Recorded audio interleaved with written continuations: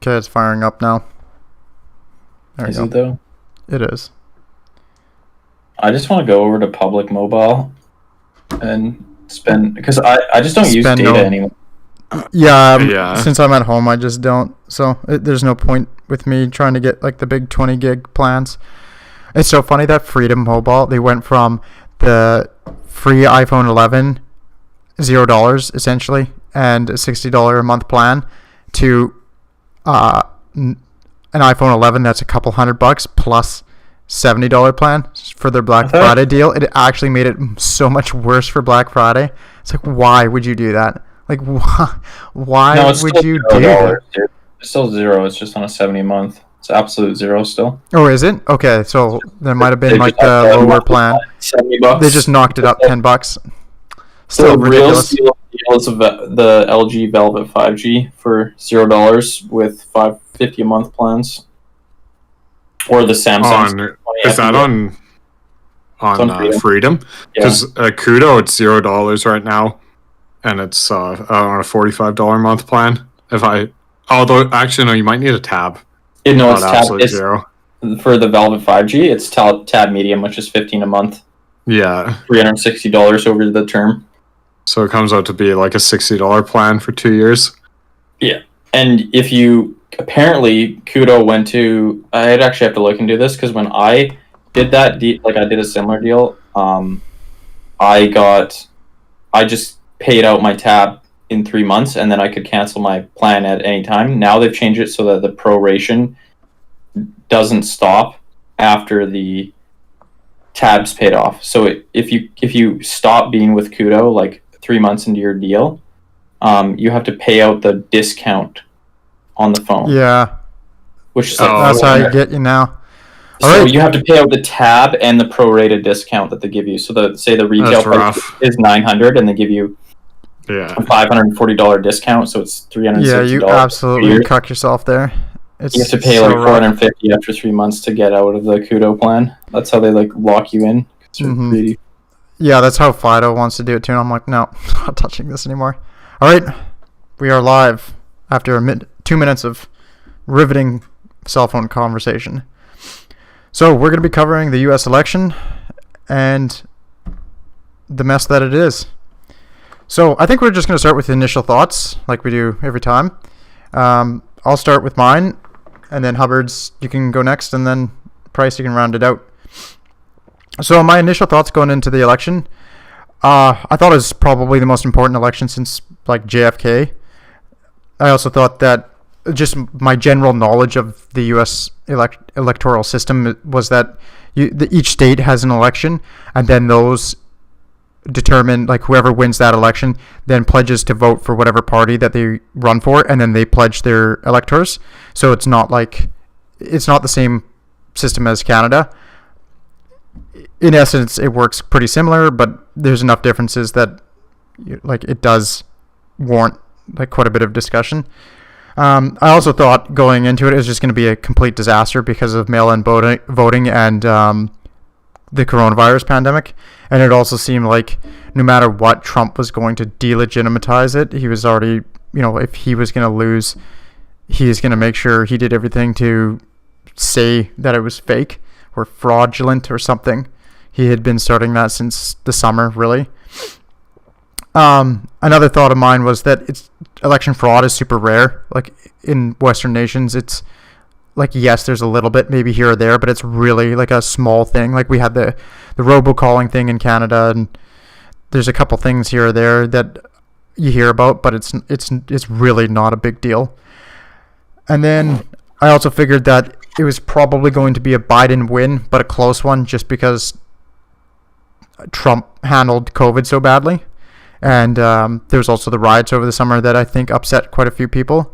So I thought there was enough things to push Trump out, but not enough to just turn it into a blue wave. So those are my thoughts. Hubbard, do you want to take over? Add anything?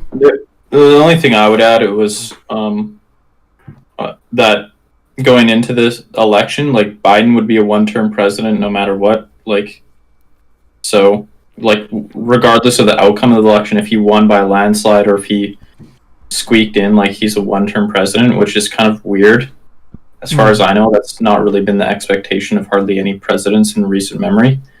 And then the other thing was that, like, in terms of, I knew it'd be a clusterfuck whoever won, but basically a Biden win would be like a lot less violent than a Trump win. Like, in terms of like, it's going to be like, you know, people, this is because it's like such a supercharged election. It was going to be like people salty about losing no matter what, but like a Biden loss would have been like basically guaranteed huge riots everywhere, and a Trump loss would have been like maybe a few isolated incidents, but not really anything like noteworthy or important in terms of violence, which I think, yeah, we can get into, but it seems to be the case. Yeah, and adding on to that, I think you kind of brought this up, but I really thought the reason Trump lost, in essence, historically, you can look at it as the economy tanked and COVID happened, because no matter how bad of a person the president is at any given time, it's usually the factual indicators that people vote on, that you can statistically rely on. And then, speaking of how to predict the election, I thought the polls were more reliably pro-Biden than they were pro-Hillary, and that they had basically a margin of error between a close Trump win and a heavy Biden landslide. So I was expecting like a narrow Biden win based on just everything I read before the election and the state of the U.S. Alrighty. And then, well, are we talking about like after the election results, like our first thoughts on it before researching it? Because I think we just kind of touched on like before the election. If you I got, think we can kind of leave it there, and then just if you have Okay, yeah, that works then. thoughts when we bring up some more specifics, which I guess we can kind of go into now. Yeah, so we're gonna kind of cover the results and because despite it being, I think we all, as we all said, well, I guess maybe I didn't, but we all expected Biden to win. I thought it wouldn't be that close. So it was a bit more competitive than I thought, but not like it wasn't actually that close if you look at the, compared to historical other elections in the past, and just like his Biden's electoral college margin and his margin in the important states, like he won them fairly easily. Like none of them were, even 4-digit win. They're all at least 5-digit wins in all the battleground states. So it wasn't that close of an election, but it was closer than I thought. I thought it'd be more like, probably a bit more of a landslide in Biden's favor. Well, I think that's the main thing if you take it as an isolated election result, it wasn't very close, but the polls were heavily Biden favored, and almost state by state, they over-predicted how many votes Biden would get, or under-predicted how many votes Trump would get. And so people's expectations were for a lot heavier win. So even not having a necessarily close win makes it feel a lot closer than it was. Is that true that they under-predicted Biden out? Because it seems like this was just I didn't get much into the predictions on outcome, but it seemed like it was a very high voter turnout. Even, it wasn't I was seeing predictions when I delved into it on the polls, predictions of between 150 and 160 million voters with the margins that they expected. And like they got those sort of voter turnouts, but they got more of those voters voting Trump, which means less of them voted Biden. So it was about because based on all the kind of outcomes, it seems like Trump overperformed expectations and Biden kind of performed to expectation, basically. Yeah, it depends. That's I guess what I got out of it. You're talking 150 to 160 million. If you're predicting 150 million, then Trump obviously overperformed. And then if you're predicting 160 million, then there's more of like a potential for Biden underperformance. So it's a pretty big range. So I think you're right in general in that until the election, estimates for how many people were going to vote kept creeping up because more people than expected were early voting, which pushed the estimates up. Like I don't hear anyone saying like, oh, Biden getting whatever it is up to now, like 70, close to 80 almost million 80 votes. million. The last I checked, it was 79.8 million total. Yeah, like him getting 80 million votes is definitely not like an underperformance in any way, shape, or form. And whereas Trump getting, he's at 73.8. Yeah, that feels like an overperformance based on what everything I was hearing. Like it seems like, and just what I was reading, it seems like most people didn't expect him to get that kind of turnout, and it seems like like where there was kind of odd trends in voter turnout, a lot of it was skewed towards Trump. Yeah, he made gains in areas that were kind of really surprising. From what I was reading, people who thought they were safe in some strong blue areas actually lost, like in parts of Florida and some other places. Like there was quite a few of these odd upsets, and they were Trump, and so some of it was Hispanic voters and black voters. Actually, so it really seems like the polling was off, not massively, but it was still like a relatively decent difference between what the polls expected and what actually occurred. Well, when you're looking at like House and Senate races, there were some pretty awful polls because that's like a lot smaller scale. Mm-hmm. So there's a lot more room for error. And then when you look at it as an aggregate nationally, it wasn't off too bad. It was pretty well within the realm of expectations for polling. Yeah, I think the national ones are all like that was kind of what happened. I think in terms of the Hillary versus Trump as well. Like the national polls were actually pretty close, but it was like due to the Electoral College, it was different from state to state. Hillary versus Trump, the national polls were even more accurate than Trump versus Biden. This is fucking California, making up all the difference there. But one of the big things with polling expectations is that we've just had a really good run of accurate polls since about 2004. And people, until like 2016 and 2020 are kind of the return to normalcy for polling error rather than actually being like out there in terms of being bad. Well, I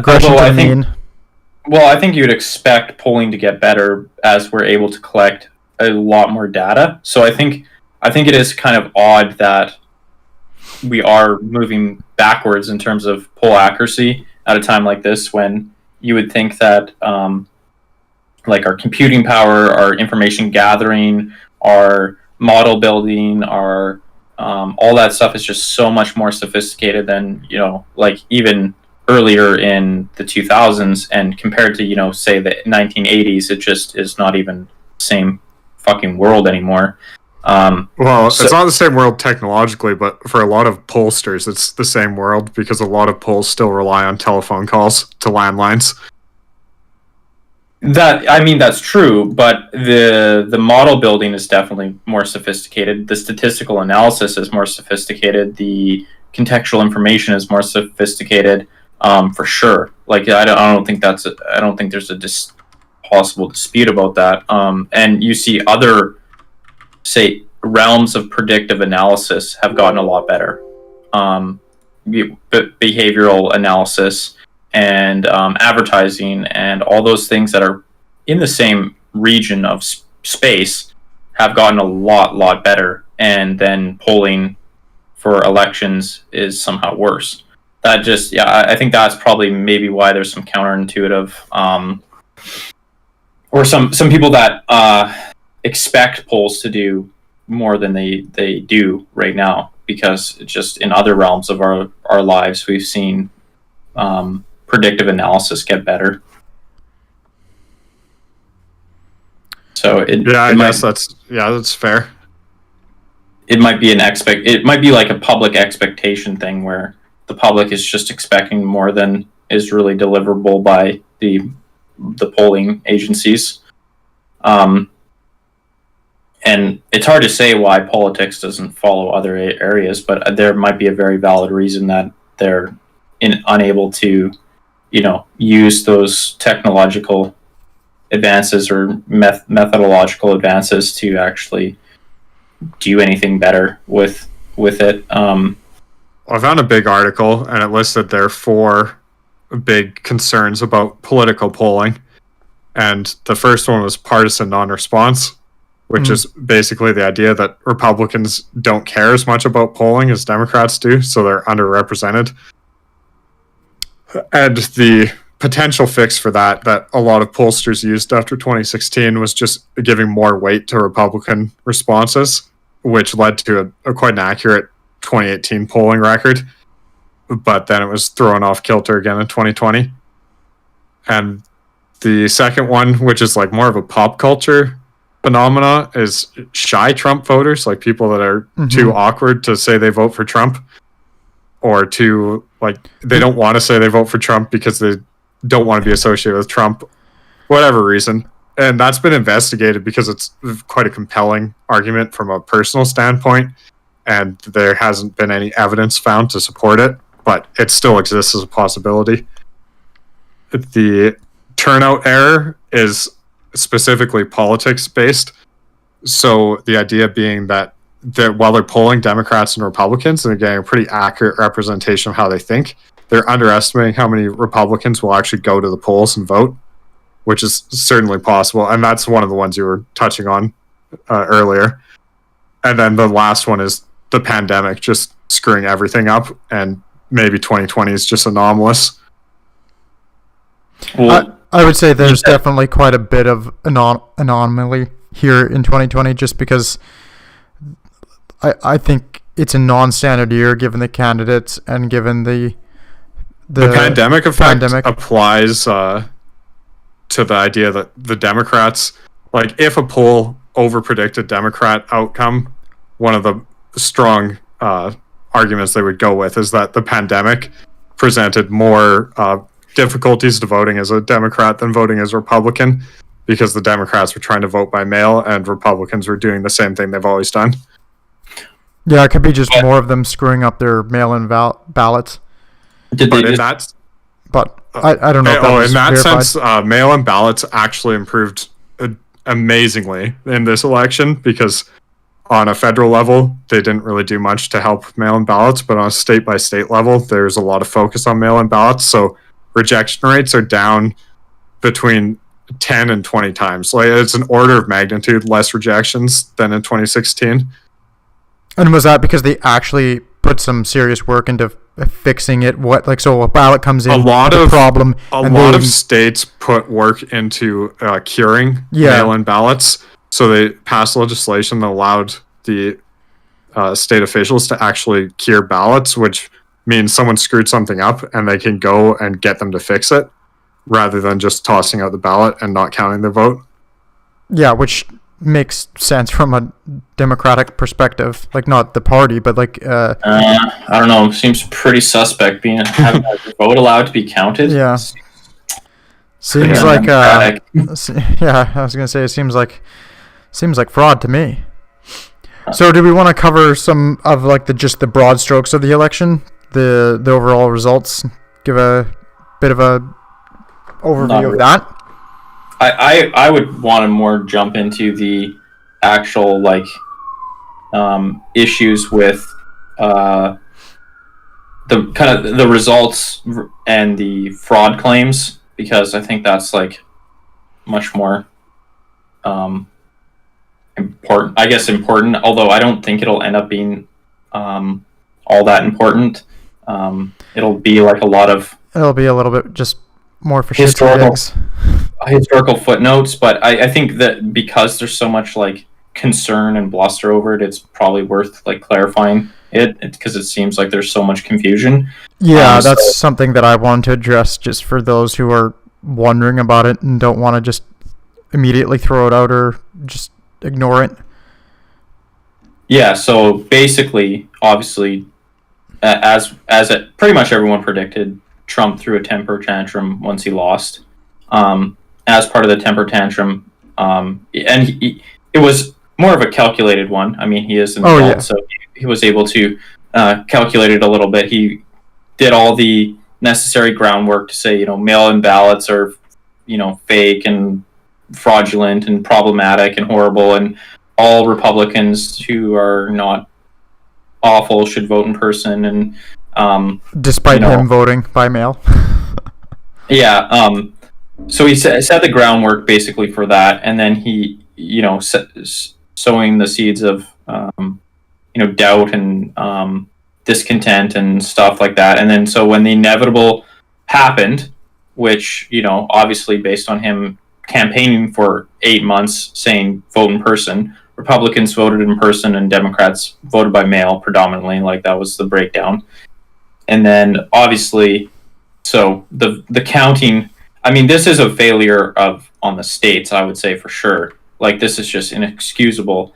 Like, many states just didn't allow ballots to be counted prior to election day, which is beyond brain dead. Like, I can't emphasize that enough. Like, you have to be a absolute moron, mouth breather, to think that is a good idea. Florida, if you're behind Florida in common sense, like, you're absolutely degenerate. Like, so you haven't graduated from kindergarten at that stage. Like, if Florida's setting the standard, it's just bad. The extra thing to add on there is that's for all ballots that were cast early. A lot of states don't allow any of them to be counted until election day. And 100 million ballots or more, 100 million was the most recent count I could find, were cast early. So the majority, of almost 2/3 of the ballots, were cast before election day. So you had somewhere like Florida getting results within a couple of hours because they had most of their early votes counted prior to election day, and they just needed to fill in the gaps. And smooth went off without a hitch, very smooth. And then you had a whole bunch of other states counting for literally, I think the worst impactful one was Arizona. Just because they were like, if Arizona could have been called, the election could have been called, but Arizona took until, for everyone to call Arizona, it took until, what was it, November 8th? I think so. I think it was 5 days.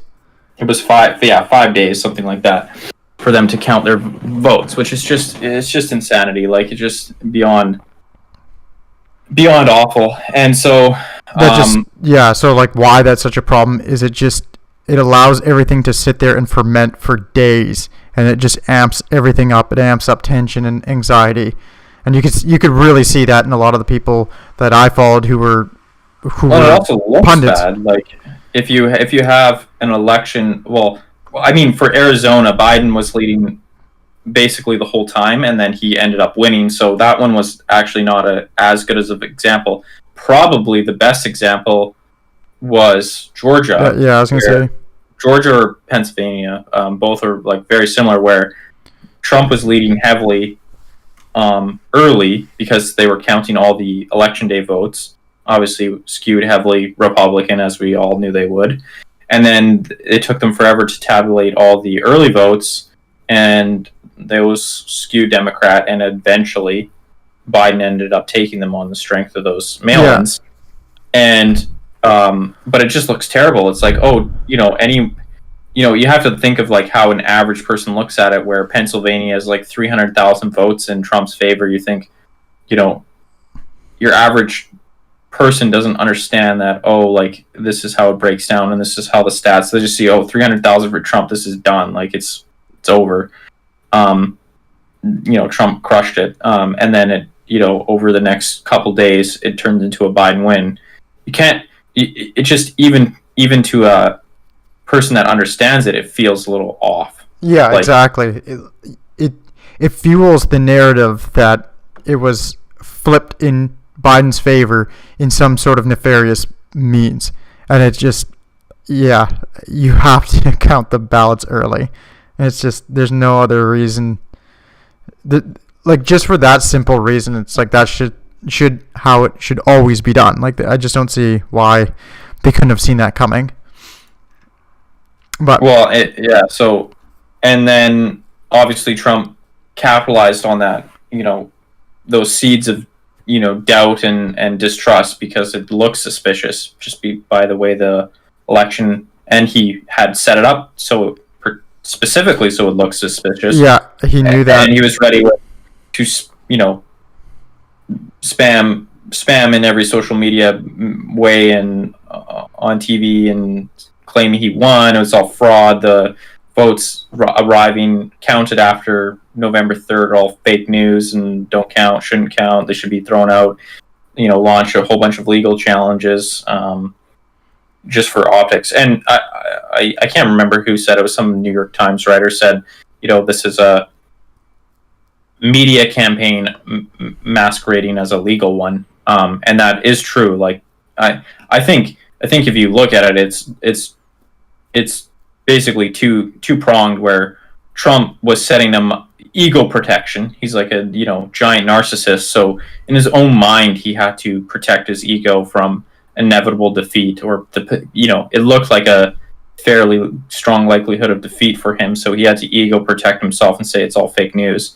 I think it's important to remember he did the exact same thing in 2016, claiming that if he lost, the election would be rigged. Like, it's his playbook for sure. Exactly. Like, in 2016, I don't think he wasn't the president at the time, so he had a harder time kind of setting it up, the narrative up beforehand. And B, he was seen as a long shot in 2016, so I don't think he really was this this is reading into Trump a lot, but I don't think he was this invested in winning. Like, he just kind of I think he was kind of in a state of shock that he got onto the fucking ballot, to be honest. And then he, all the polls were against him, and I don't think he really thought he was going to win. So he did kind of throw out the fraud claim and just, we're just going to call it a big, scam, whatever, and move on his way and, go to the next reality TV show. And then he won. But this election, I think it really was more invested for him, especially because there's hardly been any incumbent presidents that have been voted out. It's a huge embarrassment, right? Yeah, there hasn't been too many one-term presidents. Something like that. And it's the biggest margin since FDR took over from Hoover. For an incumbent losing, the biggest incumbent loss margin since Hoover FDR, if I'm remembering that right. So he had this emotional investment in not losing, and so he set it all up, and then now he is protecting himself mentally from it, but he also is certainly scamming his supporters one last time. I mean, his calls for it's just it's just a straight out scam.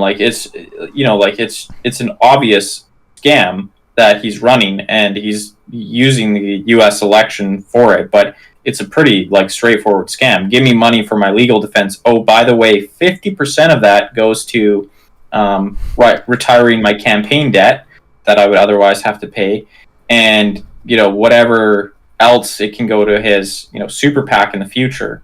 So it's just a last bilking of his supporters. Yeah, it's one last con before he gets booted. We should probably touch on those lawsuits. Like, what is that legal campaign that's actually the media campaign? Well, yeah, the lawsuits are, I mean, they fall into basically two categories. The first one being poll watching, essentially him saying that, or the Trump campaign claiming that poll watchers were not allowed to observe the vote to an adequate degree, whether that means not being close enough to observe, or whether, I think one of them included there's a glass partition that didn't allow the individual to clearly hear what the poll workers were saying. Basically shit along that line, we couldn't watch it close enough. Those that's the only space he's been really that successful in. He actually won one of those, but basically all that happened was the judge said, okay, sure, you guys can have 60 watchers, Dems and Republicans can have 60 watchers at the absentee ballot facility watching. And the thing with those all those lawsuits is there's basically zero ballots at stake. Yeah, so But- just to give a bit of a context to that, like how many, I think the most that I saw was like 3,000 or something like that, and a lot of them are No, the most is all the ballots. well, there's Yeah, like there is the big conspiracy that they're going to. I don't even know if conspiracy is the right word, but Giuliani's trying to get them to throw out like 3 million ballots Yeah. or something incredible. Well, no, in to get rid of all of Pennsylvania, I think. yeah, in Pennsylvania, he launched a federal lawsuit that would.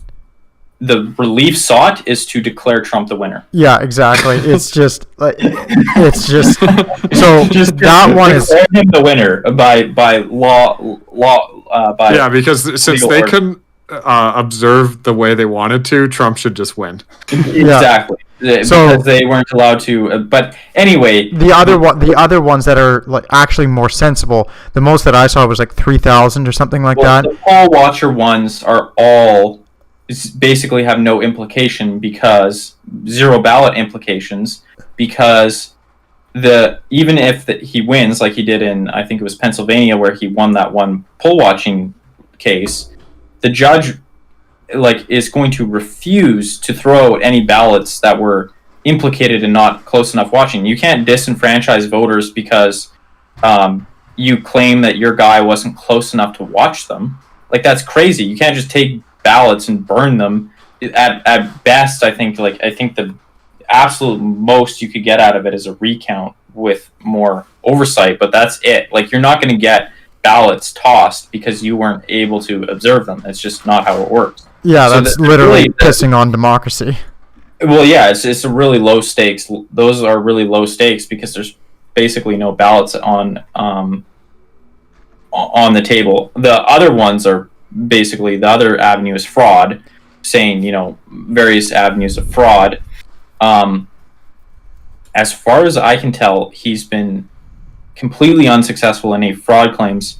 The most success he's had kind of in that realm was again in Pennsylvania, which wasn't fraud. He claimed that, or he argued, his campaign argued that he shouldn't, that there was basically an order by the state that there's going to be an extension to votes received postmarked before Election Day but received after Election Day should be counted.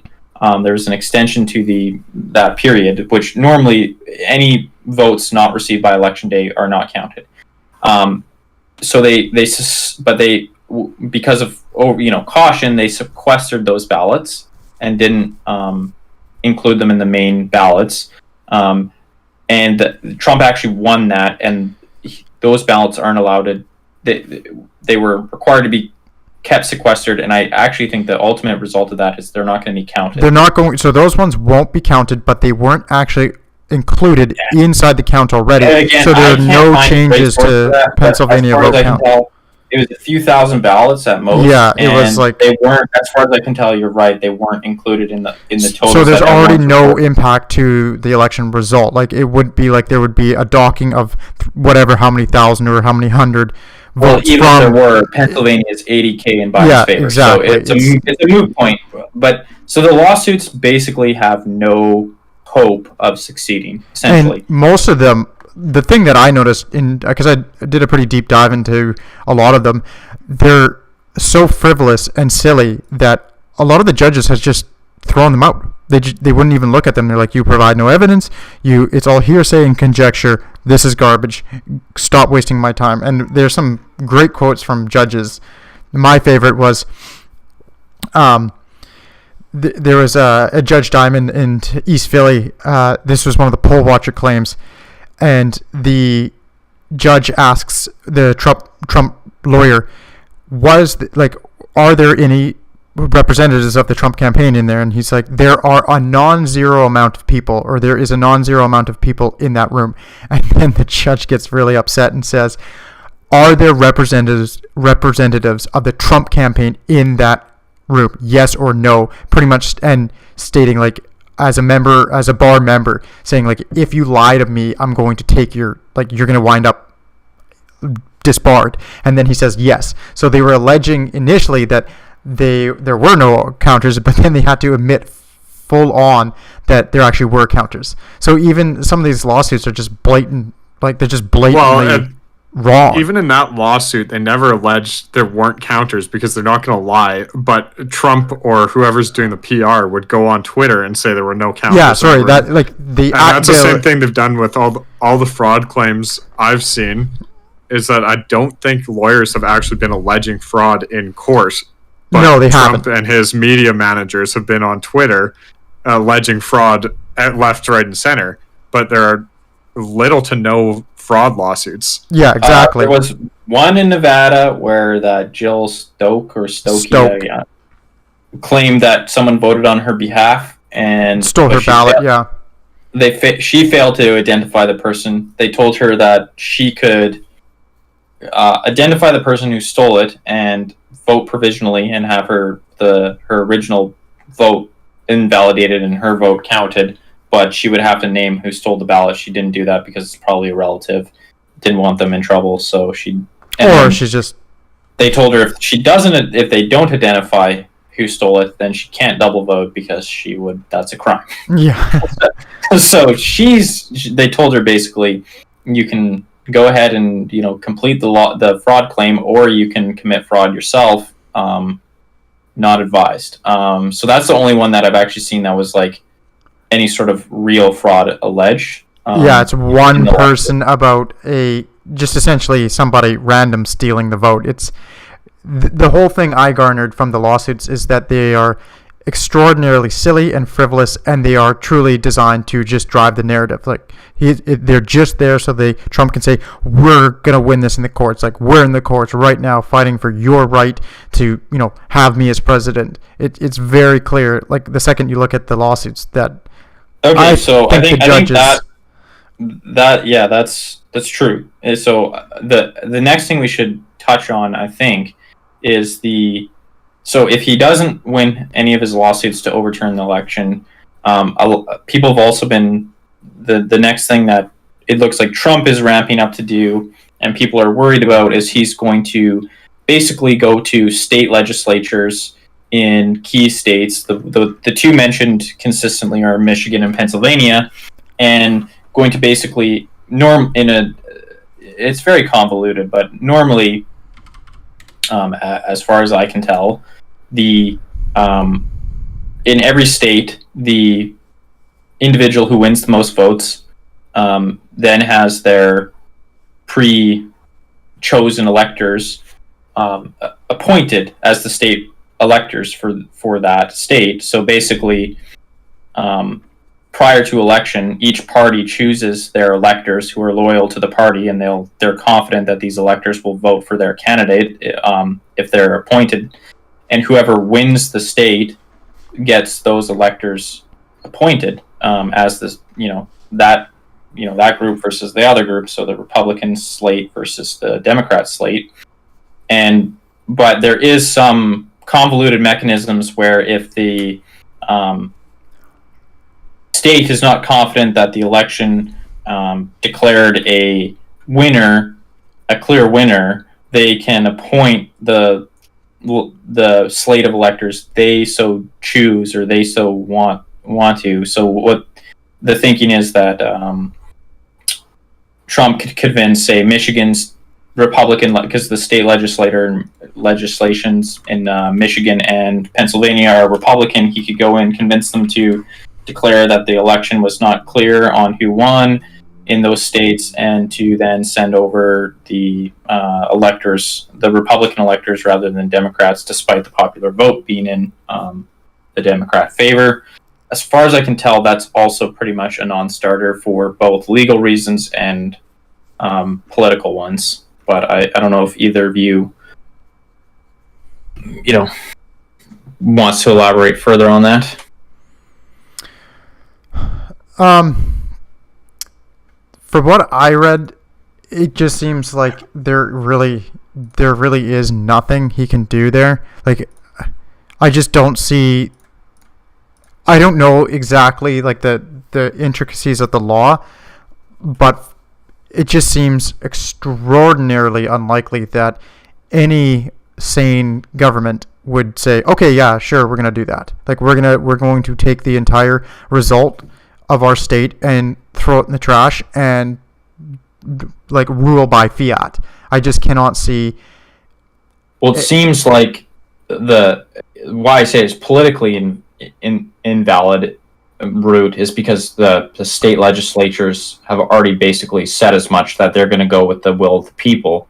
They don't want to be responsible for an unprecedented, black mark on democracy. Yeah, and like you might actually get like, I think if they did that, their states would be torn apart by massive social unrest. Like, I think that the riots during the summers would be absolutely child's play compared to the riots that would happen if across the entire state, if that's what happened. Like, I can't see any sort of government of a state saying, yeah, we'd like it if our entire state was set on fire.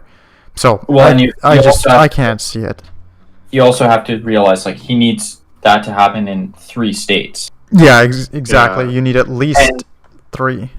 And the reason I also say it's legally seems also suspect is it seems like in several states, like Michigan was the one I kind of had, there's the most information. It's basically state legislatures by law required to hand the electors over to the popular vote winner. And if they wanted to change that process, they would have to pass a law. But it's the governor, who I think this is how it works, is in Michigan. I think this is Michigan. The governor is a Democrat, and he has veto power, and they don't have a veto-proof majority. So basically, they'd have to pass a law. The Democratic governor's obviously going to shoot it down, and they're going to have to, by their own law, state law, give the electors over to Biden anyway. So it's like the number of obstacles to overcome for that is even higher than the lawsuit route, and the lawsuit route is a complete non-starter. It's just like both of them seem like 1 in a billion methods. You just have to have the Democrats just literally get in line behind Trump and say, well, no, we're all Republicans now. Like, it's to me, from what I saw, there's just no way it's going to happen. But from what I've seen, I think my understanding, and I think what a lot of people's understanding, is predicated off of like historical precedents from the 1800s that people kind of passingly know about, where states would appoint their electors rather than have them decided by the popular vote, and simple things like that. And then not knowing the history that's happened between those early days of the Republic and the modern era, that's set in place a bunch of traditions and in some cases laws that prevent that from being possible. Yeah, I would agree for sure. Because I have to assume that most Americans also have like a passing knowledge of the original like 1800s, how the Republic functioned.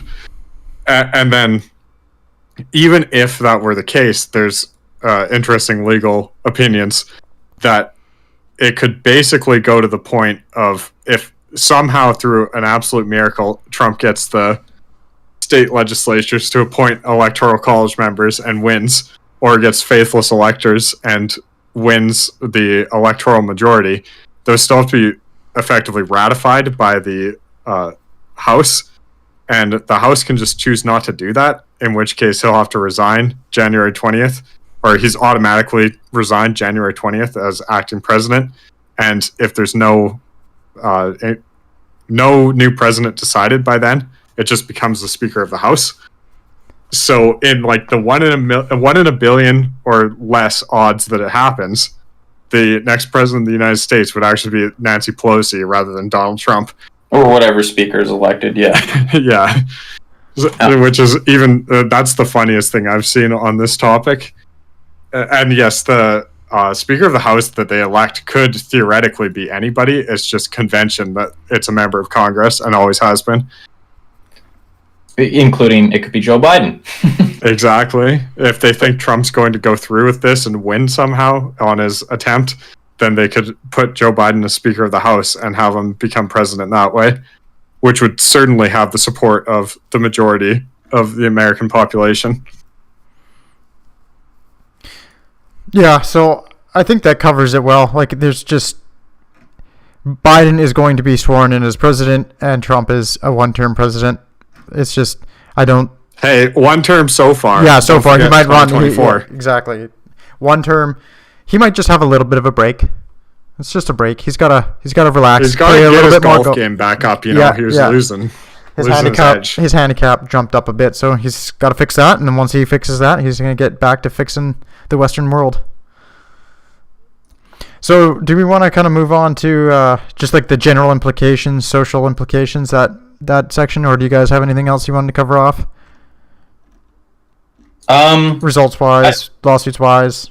Oh, there was one thing I wanted to quickly touch on, and it's the Dominion voting machines. So this is something I've been seeing floating around in the schizoid internet space, and people are. It's not even schizoid internet space. It's on like front page of Fox News at the moment. Yeah, it's getting pretty terrifyingly mainstream. Yeah, and pathetically mainstream. I don't know what you want to call it. Yeah, so there's this company, Dominion Voting, and they're the ones who built a lot of it. There's like 60% of all Republican votes, or maybe even more, were cast on these machines. They're pretty standard across the states. And one of the favorite pet theories of the Trump campaign is that millions upon millions of votes for Trump got switched over to Biden or were deleted. And therefore the entire election's a fraud. That's what they're running with. And so I went and looked into it, and they've also been making all of these conspiracy links between like Mitt Romney and Dominion and Pelosi and Dominion and all these things. And pretty much everything that I've seen so far is just full fake news. There's not connections. It's the company was started in Canada actually, but it's like everything that I've seen from every source, including like the normal right wing stuff, is that it's pretty much standard. They're not too like there's no nefarious connections. There was no U.S. government raid on Dominion servers in Germany. There are no Dominion servers in Germany. Like it's just a schizoid fantasy pushed by the Trump campaign that's gained quite a bit of traction. But from everything that I've seen, it's just all literally fake news. Like the sources that get tracked down to are just straight up fake news websites. Like they're just junk. Well, the thing that seems to be like the only piece of like evidence that or anything is like that one congressperson that read a tweet in German. Yeah, exactly. Oh, I think even worse. Like what it all boils down to, and this is, imagine if you're an executive at Dominion, and this is what it all boils down to, is human error in a county in Wisconsin that they entered the ballot information incorrectly into the Dominion system. So then the Dominion assigned the votes incorrectly. And that has somehow snowballed. Like that one factual piece of information has snowballed into this. Yeah, exactly. That was the one that was in But the legitimacy Antrim County, and it was completely like it wasn't. The machines weren't an issue at all, and it was actually an unofficial count, so it wasn't even the official count yet.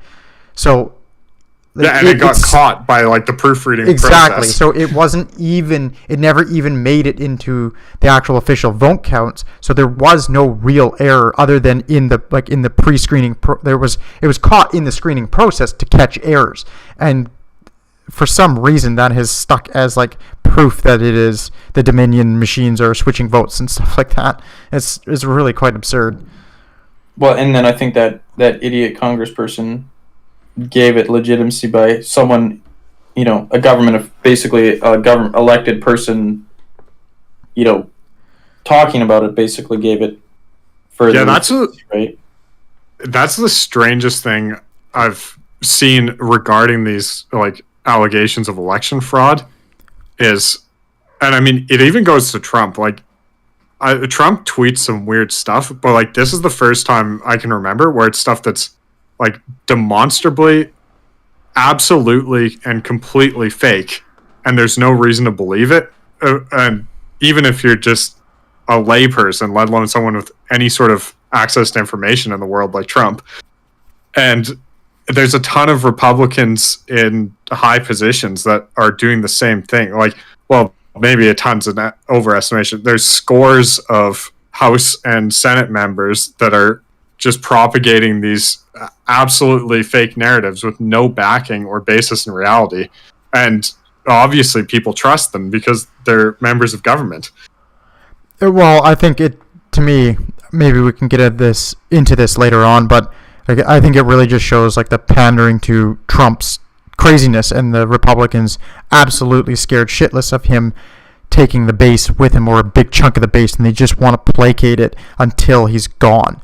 Like, I think they're just doing all they can to stop from hemorrhaging a huge chunk of their voter base. Like, maybe like if they lost 15% of their voter base because Trump peels them away because they go against Trump and his craziness on Twitter, they're done. Like, they won't win an election for decades. So I think they're really scared of that, which, like, I understand, but they're being such unbelievable idiots with it that they might actually damage themselves irreparably anyways. Like, it is quite absurd that it's got this far with like serious members of government. Like, Trump's clearly insane to a certain degree. So of course he's going to be tweeting this shit. But like, to watch it from the other Republicans that used to be serious people, it's quite amazing, actually. I don't follow U.S. politics closely enough to know if anyone serious is like flipped to not being serious. I'm of the belief that they must all have been crazy from the start. I think Trump has a incredible ability to just completely ruin people around him because he's such an imposing figure and he's so narcissistic and but just like grossly incompetent too. But he's also extremely capricious and vindictive that people they can't help but toe the line if they want to survive, because he has directly accessed the vote, like a huge chunk of the voter base of the Republicans. Like, I think there is a decent chunk. I don't know how big it is, but it is, I would say, at least 10%, if not more, that are just absolute, like, they love him. They love Trump. He drew crowds of 50,000 people and they're all screaming, "We love you." Like, that's crazy. And so I think they're scared shitless of losing that portion. So I think Trump has a deranging impact on them. Though I do think that, to start with, if you're going to be such a slime bag that you have no principles and you throw them all away just to appease Trump, like, you probably had something wrong with you in the beginning. But I think Trump's power is pretty impressive in the first place. American congressperson is pretty much like, that's a job requirement. Yeah. Well, I think like you have to draw the line. Like, when I'm saying crazy from the start, it's the people that are actively propagating the Dominion conspiracy theories as members of the government. I think the majority of Republicans are quiet, like cowed by Trump and his base from saying anything that might be perceived as anti-Trump, but they also aren't saying anything that's pro-Trump. They're just trying to stay out of everything. Yeah, they just don't want to get sucked into the black hole that is this insanity. Well, they're just terrified. Like, they're terrified of making a wrong move. Yeah, so it's just best not to say anything from their standpoint, which, like, makes sense from a logical standpoint, but, like, morally, it's bankrupt. I'd have to guess it's what their pollsters are telling them is the best move for their future election chances. Well, I think you would. Donors are requiring. Yeah. Yeah. To be honest, no. If you say anything against Trump, your corporate sponsorship value is much reduced. So. Yeah, Monsanto says no more campaign backing. Yeah, our contribution dollars will have to go down like 80% if you talk negatively against Trump just because of his base. Yeah. All right. Do we want to move? I guess we kind of already transitioned into it, but anything else on these? No, I think that wraps it up. I just think you have to be actually delusional to think Trump has a legal or realistic like pathway to the White House that it doesn't involve some subset of the military backing him in a like hard coup. There's no legal recourse.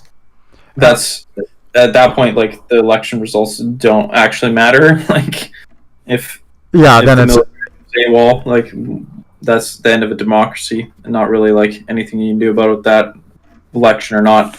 So I think that about says it all. I think we naturally are kind of transitioned over to what we should be talking about, which is the end result of all this antics, and maybe some of the analysis of why the election went the way it did.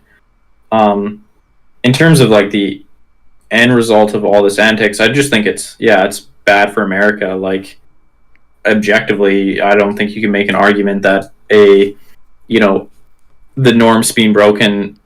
Again, with so much of what Trump's done, the only you can only make like the silver linings argument, basically, like, oh well, we tested the institutions and they held, and we learned what the limits are, and we can hopefully put in like some more fail safes and some more rules and laws and regulations that would further prevent any of this bullshit in the future, which actually probably is not entirely untrue. Like, I would absolutely agree with that. That is something that I think has been revealed. Trump broke so many norms that I'm surprised actually weren't laws, and I think now you're gonna have to cement them in as laws. Like, they're just gonna have to be. Yeah, you could formalize a lot of some of the more normed stuff. You could formalize it in laws or just required proceedings or whatever. I don't know, constitutional amendment for maybe some of it. Again, like, so that's the only like objective good that can come out of this. I think like the analysis really downplays. So far, I think we haven't really done justice to how much like technology is involved in all of this, right? Like, the only reason that this has like spiraled out of control the way it has is because Republicans and Trump supporters in particular can drink a pure diet of fake news that is still living in the reality where Trump won. Like, yeah. Like, we're going through the Fox News redemption arc right now, where guys like Tucker Carlson, who are about as far right as you get in the mainstream, are just calling out things like the Dominion voter fraud as straight fake news. And the Trump base that still believes in the win just decided to turn off Fox News and get their news elsewhere that still supports Trump, and is often like Twitter or even smaller online communities that are more right-wing. Yeah, I think they all hang out on Parler and Vote now, like the young ones. Well, and just like, get their news from, what is that? Newsmax and OAN. Literal, just like fake news, like not even news, just literal fabrication factories, right, where they don't have any fact-based. Yeah, I've gone to those sites, and they're pure crazy. So, I think like technology definitely technology has definitely played a huge part in like the ability for things to get so out of control. I just feel like if it was even 2000, and I think it's accelerating. Like, 2016 was not nearly as bad in terms of fake news and people drinking, different information sources down to, feed their reality, basically, right? Like, 2016, I think the more, the kind of smug liberal goes, oh yeah, well, Hillary's supporters accepted defeat more graciously because they're better people or whatever. I don't think they were more gracious, but at least they lived in the reality where she actually lost, right? Like, and I think that was more a result of us being less far along the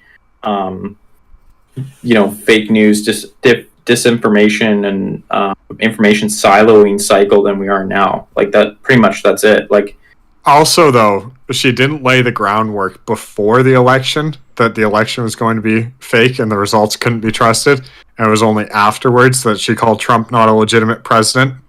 So, she was a little slow compared to the Trump system of laying the groundwork for 8 months. And to be fair, we did get 4 years of Russia nonsense. Like, at the end of the day, like, whether or not you believe Trump is too cozy with Putin, which I think that's obvious, and I think he is.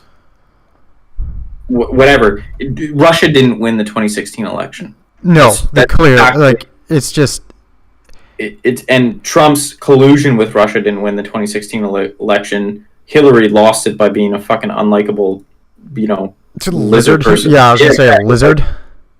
So that we lived in a reality where there was not a significant, but a reasonable chunk of even mainstream liberal, Democrats thinking, oh, Trump's only president because of Russian collusion, which is delusional. Delusional. I would say that there is some there is a strong analogy to be made between these two elections, in the sense that that Russia thread was just, it truly dominated the news cycle on the left, and pretty much everybody I knew who's left leaning in Canada, they're like, yeah, it's like he clearly is a Russian puppet. It's like, okay, well, and even after the report came out from Mueller, they still were like, well, I think they got it wrong. I still saw a lot of that. So there is quite a bit of delusion on the left. I think there was a grain of truth, which makes it. Yeah, you always need the grain of truth. Which is Trump. The 2020 is much more clear. There is not a single grain of truth to widespread election. Yeah. Not an iota of truth. There's not a single fucking atom of it. Yeah. It's completely. There's nothing there. Whereas the Russian allegations were built on. Essentially, there was some pretty shitty stuff going on. Yeah. That was massively blown out of proportion to basically placate left-leaning or Democrats to feel less bad about them losing the 2016. Again, I think it can't be reiterated enough. There is a huge difference between, say, Hillary's behavior. She may have said, "Oh, Trump's not a legitimate," but she conceded and didn't launch legal and she did. Obama cooperated with the transition team. They released the funds. They got the transition stuff going. It was, by and large, a fairly standard election in 2016. Yeah, they didn't break. But one thing I find interesting, because I wasn't entirely sure, just on recollecting, whether or not she had alleged fraud had occurred. But even though she said he was an illegitimate president, I don't believe she pursued recounts in states, but on the behalf of private donors, Jill Stein pursued recounts in states to try and make Trump lose the election, which was bizarre. That's funny too. Because Hillary did not make a fuss, and she would refer to Trump as an illegitimate president for a year or so afterwards, but it was never she was trying to rile the base and win back the White House. Yeah, exactly. It was.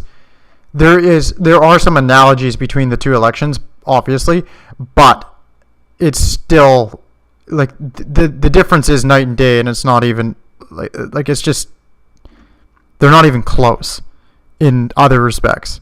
Well, I think the best thing to draw from it is definitely there's that undercurrent in people that they want to believe when they lost that they didn't lose fair, it was rigged against them. And that can be exploited for sure. And you also saw that, but it just was night and day. And I mean, even in the 2016, Hillary won the popular vote, right? Imagine if the shoe was on the other foot, and this election Trump had won the popular vote, but lost the electoral college. I think it would be a lot different situation. It would be even worse, right? So Hillary basically had the worst kind of outcome for, conspiracy and fraud charges and all that. It was the most ripe for it, and it didn't amount to much because the norms held. Because Hillary, despite her being a lizard, is still a reasonable human being by and large. Whereas, Trump is a whole nother animal, right? This election was I guess you could say there was a lot of factors like the COVID and the mail-in ballots, but I mean Trump set a lot of that up too on purpose. Oh So yeah. you can't just say, "Oh, the circumstances were bad." The circumstances were bad because of Trump as a calculated play. You guys want to talk more about like the fraud, the implications of the fraud claims, or do we want to kind of maybe go into the analysis of what the election results are like, more broadly to include the Senate? I guess the one thing to do, we haven't touched on how a kind of like very loosely, but I think the case can be made that like the precedent for an outcome like we're seeing right now was set in 2000. Certainly, I don't think any reasonable person could have foreseen is that someone would try to force the issue in such a non-close election, because in 2000 the election came down to just over 500 votes, probably even less in reality if they'd done a real recount. And I don't think anyone thought a situation would arise where the sitting president challenges in the situation that Trump is. But in Bush versus Gore, initially Florida was called for Gore, and then a few hours later the call was rescinded by the media. Same way most of the stuff was. Yeah, we still aren't quite at the point where the media is out of it yet in the 2020 election. And then Fox called Florida for Bush the next day. So Gore called Bush to concede. And then an hour later, the votes started coming in and looking like Gore was going to win again. So then he called Bush to rescind his concession. And then a full machine recount was called in Florida. And Gore pursued a hand recount as well as a machine recount, because there's a lot of things machines can't get where the intention of a voter is clear, but the machine can't read that intention, so it just marks it as null. And a hand recount can easily see the intention of a voter, like if they colored outside the line or used an HB3 pencil, like silly examples. The Bush campaign countersued to stop the hand recount, and lawsuits ensued for about 36 days until the Supreme Court ruled that they couldn't continue doing the recount because it would be unconstitutional. And the opposition was heavily criticized the decision, or the minority heavily criticized the decision by the majority in that case, with some of them going as far as to say that they disagree, instead of honorably disagree, I believe is the phrasing. And Gore conceded 37 days after the election, 1 day after the Supreme Court ruling, and 37 days after the election, Bush's transition team actually got access to the White House and started doing their transition, which hopefully won't be the case for the Biden transition team, but they're currently not being afforded the full privileges of transitioning yet. This is those are like, that's the thing I find pretty crazy, where they're not allowing the transition to happen despite like. To be fair, that's not on like the Trump administration necessarily. Well, I mean, it's on a Trump appointment. Well, there's a agency, it's the GSA. Yeah. Which General Services Administration, where there's like a whole like very regulated, prescribed way that it goes down, where basically once the winner's clear, and there's a whole like list of requirements that apparently haven't been met in the administrator's eye. Emily Murphy is her name. They write a letter recommending the transition or whatever, initiating the transition, and then that's when the funding, office space, access to government, the Office of Government Ethics, which is important because you have to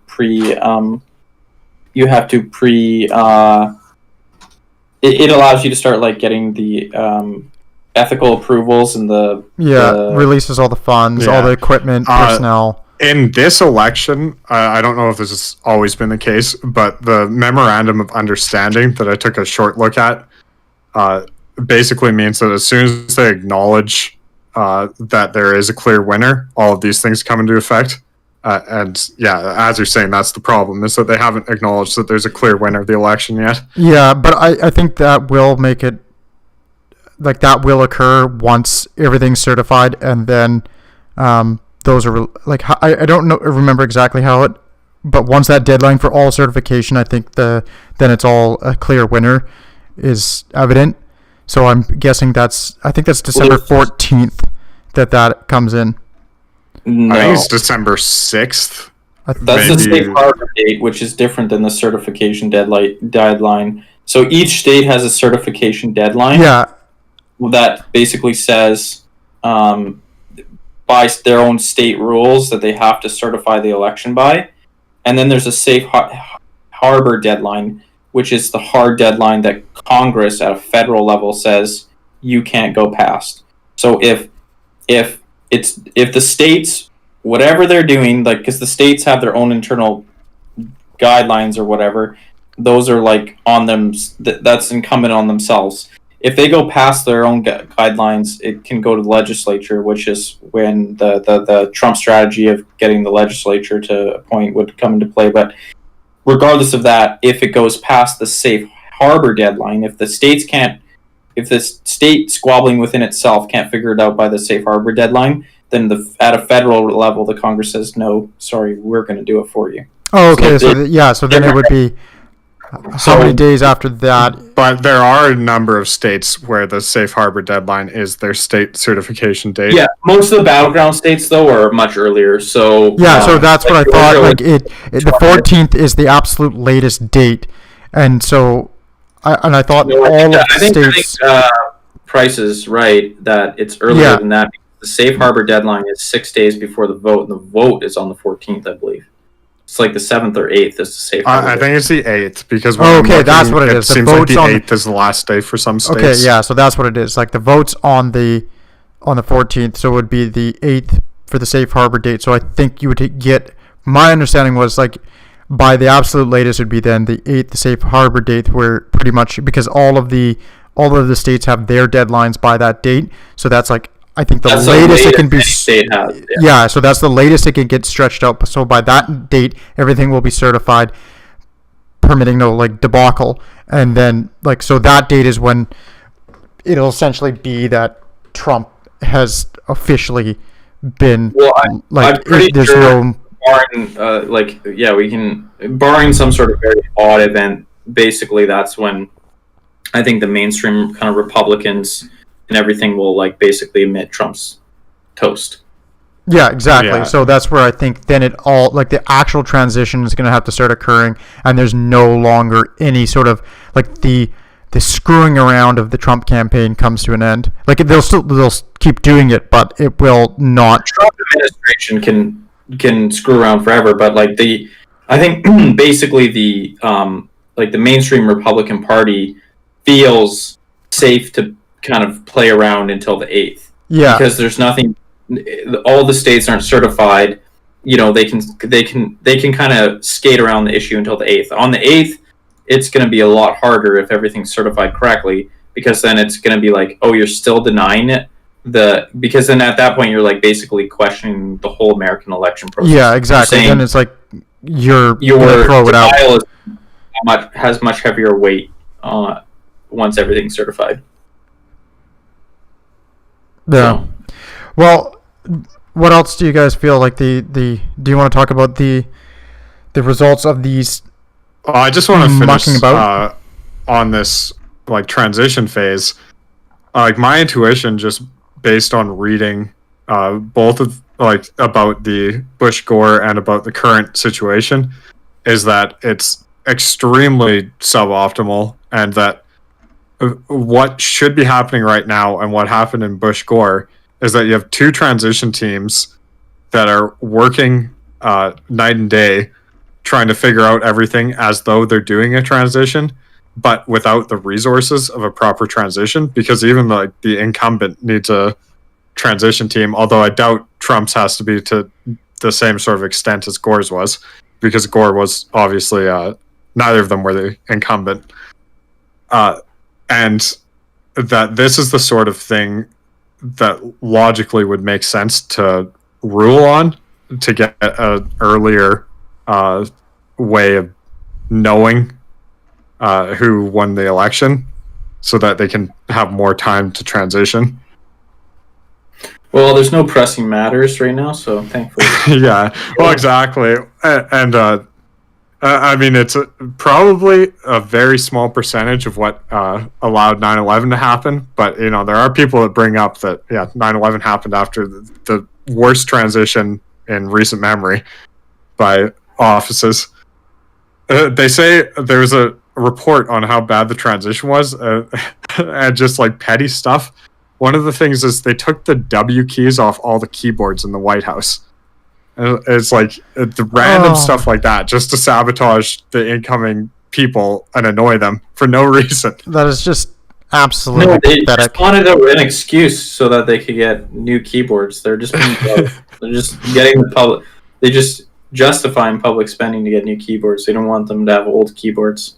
And it's like, imagine like the Clinton administration was being petty like that, and I have to feel like the Trump administration is going to have even more petty people in it. Oh God, it's just going to be like it's going to be a nightmare.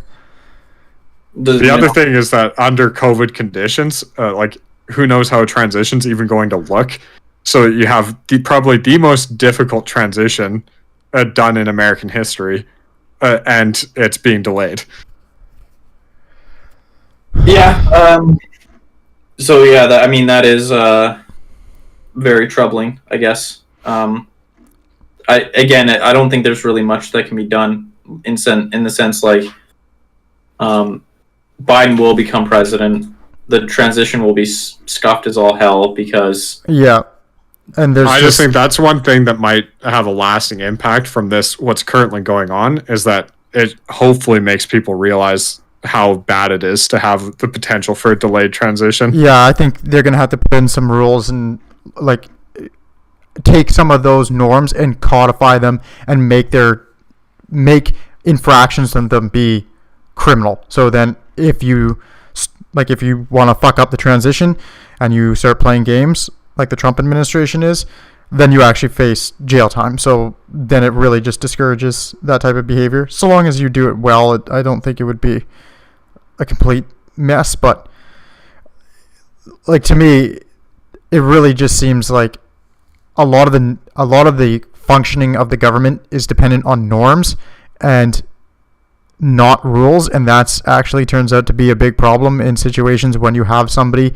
as petty and just truly ridiculous as Trump. Do we want to carry on that, or do you want to kind of move on to like the election, like why people voted, like voting trends, that type of thing? I think we're gonna move on. Yeah. So did you guys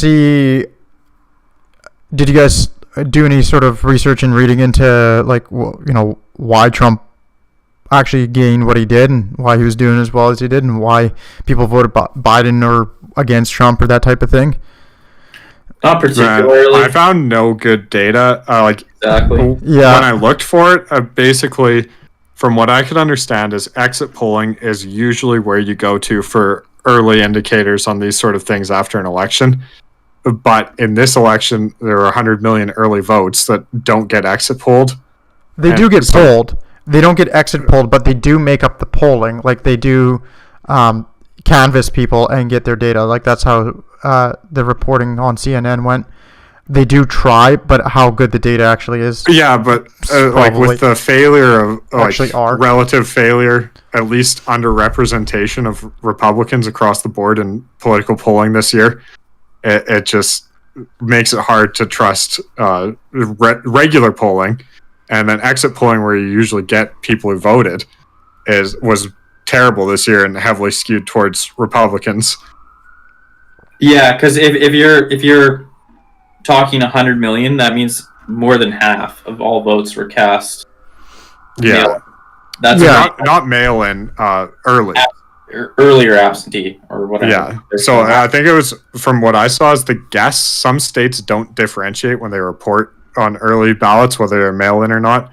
the estimate is about 60 to 70 mail-ins, and so 30 to 40 million early votes in person. So that, yeah, like I would be hard pressed to rely on any stats. Like, I think it's still interesting to do a post-mortem on what happened, but like basing it on the data just seems, yeah, it seems to me pretty like we're completely.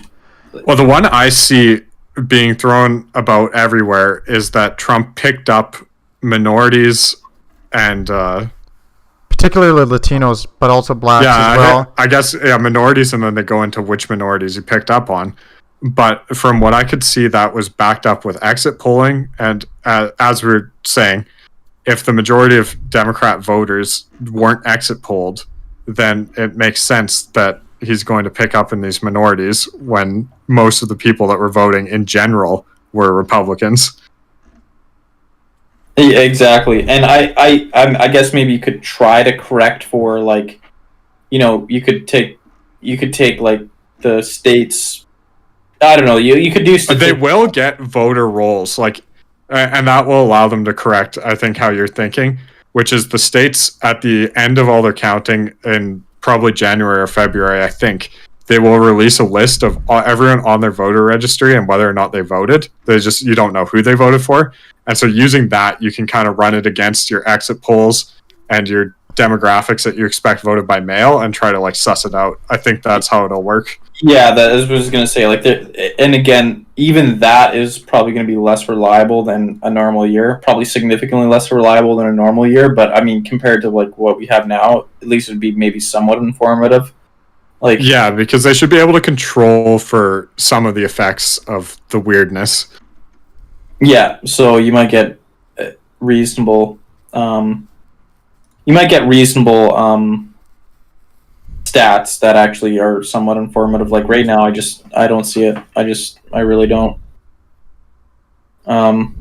So, putting the data aside, it seems like the narrative that people voted against Trump. I don't know. I just don't think it's as true as people make it out to be, I guess. Like, it seems like I at least, I don't know if you guys heard the same, but it seems like a lot of the like post election results were framed in the way like it was a referendum on Trump. I don't see that as much as what people say it is. Yeah, I've definitely seen that as well, like framed like that. Yeah, that's what I'm just not quite like I intuitively I would agree that people voted more against Trump than they did for Biden. Or how do you put it? That's what I don't think did. People were showing up to vote against Biden. I think a lot of people were showing up to vote against Trump. But like I don't know how the percentages would work out. But I don't think many people were voting against Biden. I can say that for sure. Yeah, I don't see him to be seen like. I really think like the 2016 election was a referendum on Hillary, whereas this one is definitely not a referendum on Biden at all. But I don't know, like. How do you not like? Why do you see it as not a referendum on Trump? Because I see it more as like an ideological vote. Like, people didn't vote against Trump. In my mind, they voted against. They voted right and left. Yeah, but not even that. Like, they voted against, like, say, I think the reason Trump got a huge increase in turnout, for example, is because people were voting against quote unquote socialism and wokeism, right? Yeah, I would definitely say that's a big part of it. Voting for Trump necessarily, although they more were like voting for him as a proxy of like it was a vote against those two ideologies. And on the same token, people voting for Biden weren't necessarily voting against Trump. I think a lot of people don't like Trump. but I think like your average person, like, you know, he got 80 million votes. Biden got 80 million votes. I don't think, you know, the people that really, really hate Trump make up probably like 1% of that 80 million. In my mind, the like people that truly hate, just like just that truly disdain hate as a Trump, like that see him as like the, you know, the next coming of Hitler, that type of thing. They really I'd say they make up a lot, like a lot bigger chunk than that. I really don't think so. Like, they just don't. Like, your average person doesn't give a shit about that kind of thing. I think I would say it was more like a vote against the coronavirus nonsense and the tanked economy and the general just displeasure with how the country was currently situated, right? Like, I just don't They see blame the situation that they found themselves in on Trump entirely, or a lot more. Like, it's much more like you're saying. If I'm getting this correct, you're saying that it was a referendum on, like, people looked around like, we're not doing as well. This sucks. Well, you know, Trump didn't do a good job. Okay, I'm gonna vote Biden. Let's see if he can fix it. Yeah, like, it wasn't really a vote on Trump's character or Trump as a person or anything. It was just like, yeah, America. Like, and again, I think that goes to the analysis. Like, if COVID wouldn't have happened, I think Trump would have carried 2020 fairly handily. Yeah, I do think so too. I think. Well, calling it a referendum on Trump, like, you bring up a good point in that it wasn't about Trump's character. Because, like, when I think of it as a referendum on Trump, I'm thinking of people voting Democrat are voting they don't like Trump, and I'm not even thinking that of the implication that people voting Republican do like Trump. But I could definitely say that seems crazy to me. Like, if people are framing it as an election about Trump as an individual, because I don't think the majority of Republican voters like Trump as a person. Yeah, I would agree with that. I think there is a Some big decent minority does, but I think the majority, like, again, it's probably out of the 70 million, it's probably not a majority that actually adore and love him. It's probably it's a very vocal minority. Yeah, it's probably like a largish minority that actually like him. But, and again, I think it's the same in the Democrat side. Is like, I don't think that people were really too riled up about Trump's character, because I think it was more like, oh, the economy sucks, COVID sucks, fuck this guy, get him out. Like, it just blew back on the president, right? Like, I think if it would have been a non-COVID year, voter turnout would have been lower significantly. I think COVID was really what drew the turnout. People were so pissed off and riled up because of COVID. And then I think it would have just been a Trump victory because the economy was booming. People were doing fine. And the average Joe, like, yeah, they may not like Trump, but, like, whatever, like, things are good. Well, I think the other thing to remember driving the political turnout was the culture war that started to occur in America. But again, that was just, I think, like, the culture war is superheated because of COVID. Yeah, it's true. It might, if there was another instigator for a culture war, though, I think there would have been similar kind of voter turnout. But I think the instigator for the culture war in this case was COVID. I'd agree on that. But I just, like, it, like, the difference between, like, you know, February or whatever and April, like, when was George Floyd? April? No, it was May, like, 25th or 6th. May? Yeah, like, it was the only very reason end of May. that incident blew up was because of, like, 8 weeks of lockdown and a shitter economy. Well, because they actually had one in. There was the one of the guy getting gunned down by the two, the fight over the shotgun with the black man and then the two white guys who chased him in their truck, right? That was a huge issue, but COVID hadn't exploded yet, so that got a lot of media traction, but nothing occurred from it, right? Like, same with Breonna Taylor didn't actually, like, pop off until COVID, right? Like, yeah. And Well, the one I always remember is, I believe it was 2018. There's a New York police officer, I think it was New York, and he used an illegal chokehold on a guy who was selling single cigarettes.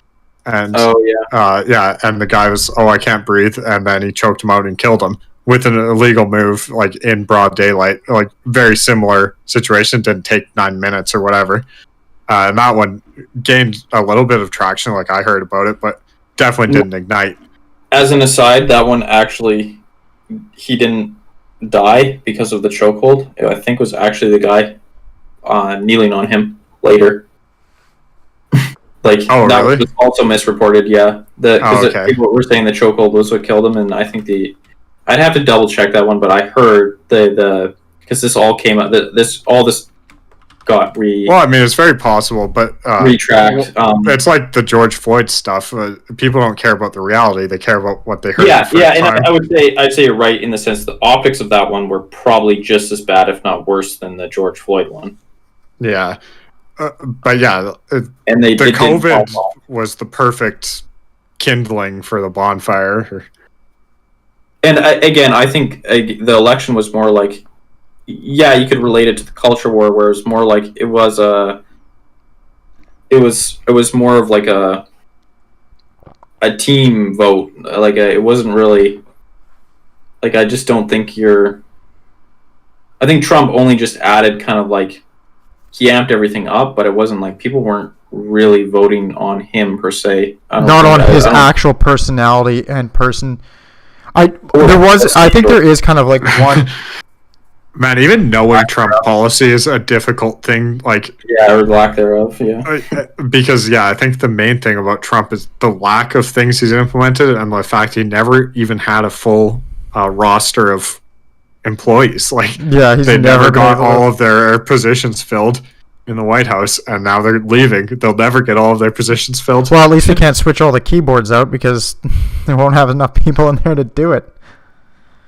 Well, I think that's emblematic of Trump just being incapable of hiring capable people. Well, guess who's running his legal team for all these lawsuits? It's Kushner, because nobody else wants to touch it with a 10-foot pole, so he has to get his idiot fucking son-in-law to do it. And there's half your reason why the whole thing sucks.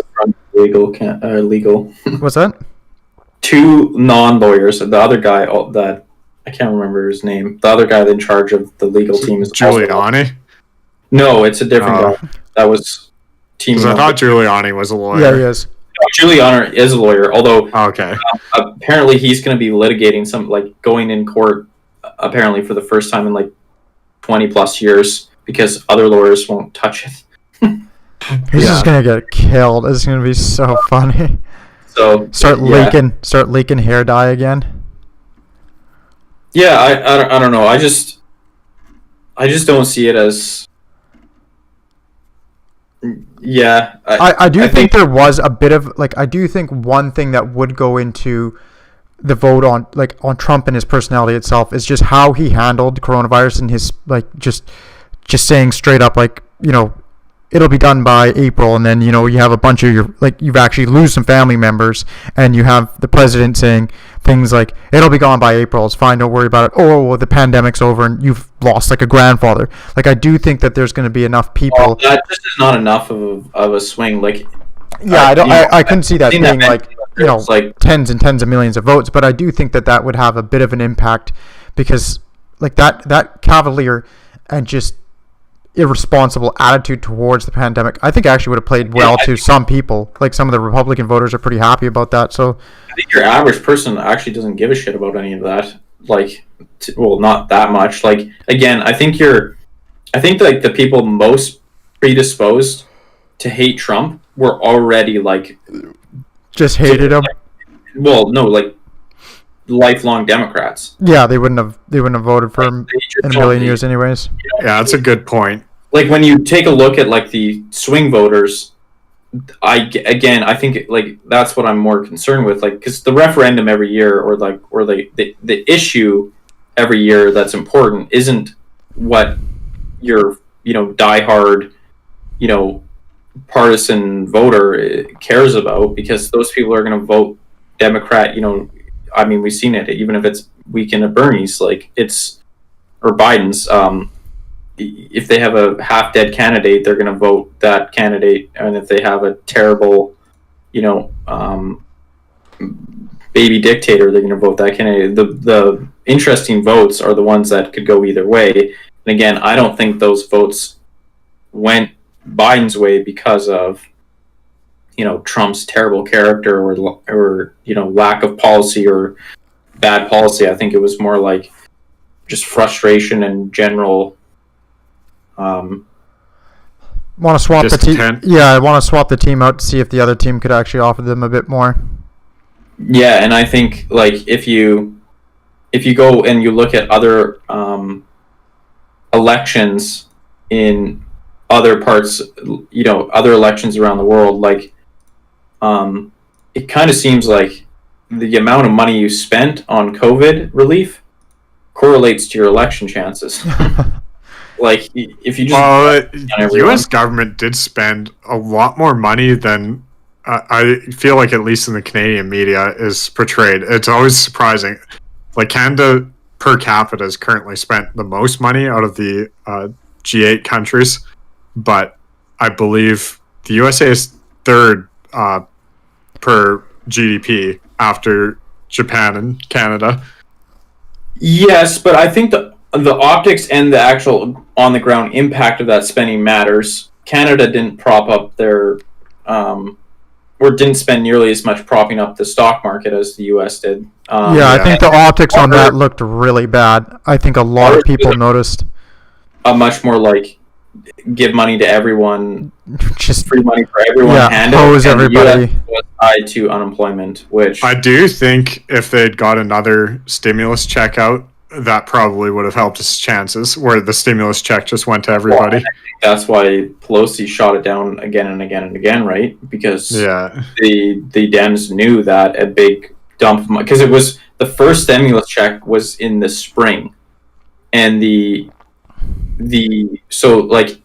think if they would have got anything out before the election, they actually legitimately could have pulled the election. Like Trump could have pulled. Well, the interesting thing is, with how close it was, there's so many little things you could what if. Yeah. In terms of tens of thousands of votes. Yeah, it was competitive without the stimulus. Like, honestly, the stimulus could have made it a Trump win for sure. So, again, I just think, like, the narrative around it is not... And, again, like, the popular vote wasn't as close, but, that's just, like, California, obviously, was just... Yeah, California and New York, they absolutely will not vote Republican. And they had turnout, right, in those places because of... So I just don't think the numbers... I mean, there might be a lot of future analysis that really does show that people were... swing voters were influenced by hating Trump, but I think it's an overplayed narrative. Like, I can see that. Like, I would agree with that. I was definitely more leaning on the side of it being a vote against Trump, but more so in the fact that just the general handling of COVID by him and his team. I think also a lot of people think that if there was a different president in charge, that everything would have gone way smoother and way better in the States. It's like, I think the bureaucracy of the United States would have fucked it up anyway, since a lot of it is state level. But I do think that I still think that there is a bit of play with Trump being just such a brash and seemingly uncaring person about it. And I think that does play into it. But I do think you're probably correct in the sense that it's more of a vote on just the general, like, how am I doing now versus how was I doing, 2015, like, or a couple of years ago.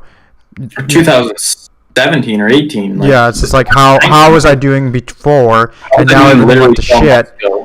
Well, 2019 America was just economic powerhouse booming. Like, exactly. It was a sight to behold when you actually look at economic data out of America. And I think people I think people were just like, everything was just roaring, and then it got, completely gummed up, and they fell flat on their face, and people were just like, looking for someone to blame. Yeah, and who are you going to go after? It's like, go after the government. Yeah, exactly. And I mean, you can, if you take a look at the analysis, you could make a fairly strong argument that Trump did, bungle it pretty hard. Like, so it's not like they were wrong. I think they were right for the wrong reasons, basically, right? Yeah, I would agree. Like, Trump, I don't know. Like, I think the idea that the president is the be-all, end-all for something like coronavirus response is a little inaccurate. But at the same time, Trump did, I would say, significantly hurt their response in many steps, both policy-wise, not bringing more federal resources to bear properly, and also generally just his messaging was horrible. Yeah, I think that was the thing not to forget is that I think the American system itself isn't like fantastic for dealing with a situation like that, and most Western systems aren't. No, they're not. They really aren't. The Trump administration was probably the weakest administration in like recent history. Just full of gaps and unqualified personnel in key positions. I think the story of the Trump administration is going to be just a true ship of fools, of incompetence and bungling and bumbling idiots, just left, right, and center. It's just, I think that's why his family does all the, his family's like the task force for the virus. It's like, Jesus, you might want to have a few scientists in there. Pence is in there. Don't forget Pence. He'll pray it away. Yeah, I don't know. I think maybe we should also kind of straying away from Trump and the presidential election, talk about both the Senate and the House election, and also just like the Democrats, how they, or the Republicans as well, like where they go from here for 2022 and then 2024. Well, the Senate and the House, I know, are where polling really fell on its face in the more local races. Yeah, it's the Trump smash down ballot. Like, they thought it was going to be a blue wave, kind of like in 2018. This is at least what I read. It was going to be, they're going to take the Senate, take the House. Like, it's just going to be this big blue wave. And it looks like they might still not be able to take the Senate despite winning the presidency. And to be fair, to give the argument, that does work against my argument a bit, for sure. Well, they're just skipping down ballots, right? Well, the Dems just didn't fall. Like, a lot of Dem voters just voted presidential. Yeah, they just didn't bother filling out the down ballots, which is hilarious. I don't understand why you would ever not do that, but apparently it's a pretty decent phenomenon. that could lend the argument to the notion that people just were looking for someone to blame, right? Or looking just, it was kind of like a single voter, because I think a lot of undecideds went Biden's way, and a lot of those undecideds were just unhappy with how the country was going. Yeah, right? So they just say, you know what, let's give Biden a go. I don't give a crap about the people underneath. Like, what, that doesn't even mean anything to me. I'm just gonna fill out the ballot for Biden and call it a day. I find that strange, but it's a common phenomenon in American politics. It will be interesting if they analyze how many down ballots were filled in person versus voting by mail, because if there's a difference there, that'd be interesting.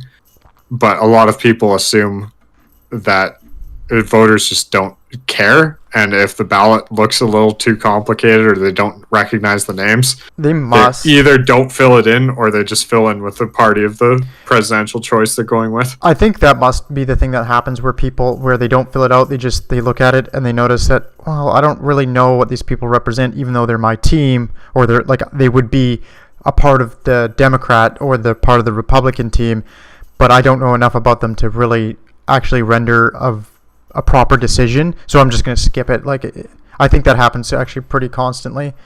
I don't think it's And again, that would take away from my argument, because you could make the argument that as far as I know, this is still true, that much more Republicans filled out the whole ballot than Yeah.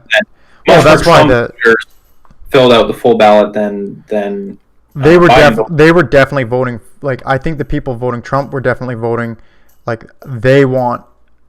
That's where I actually think the argument that you were making actually holds up more, where it's just like it's an ideology issue where they want their team. They don't like it needs to be solid R's, because they feel that what's happening on the other side is just sketchy beyond belief, and they're trying to stop it.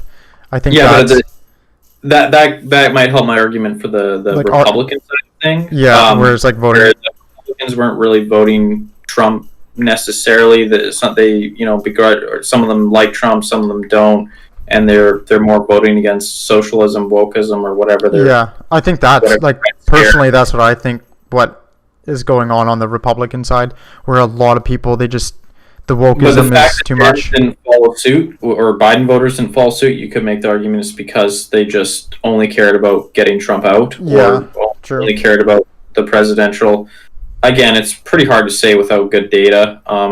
But I think from 2016, 30% of voters don't do the down ballot.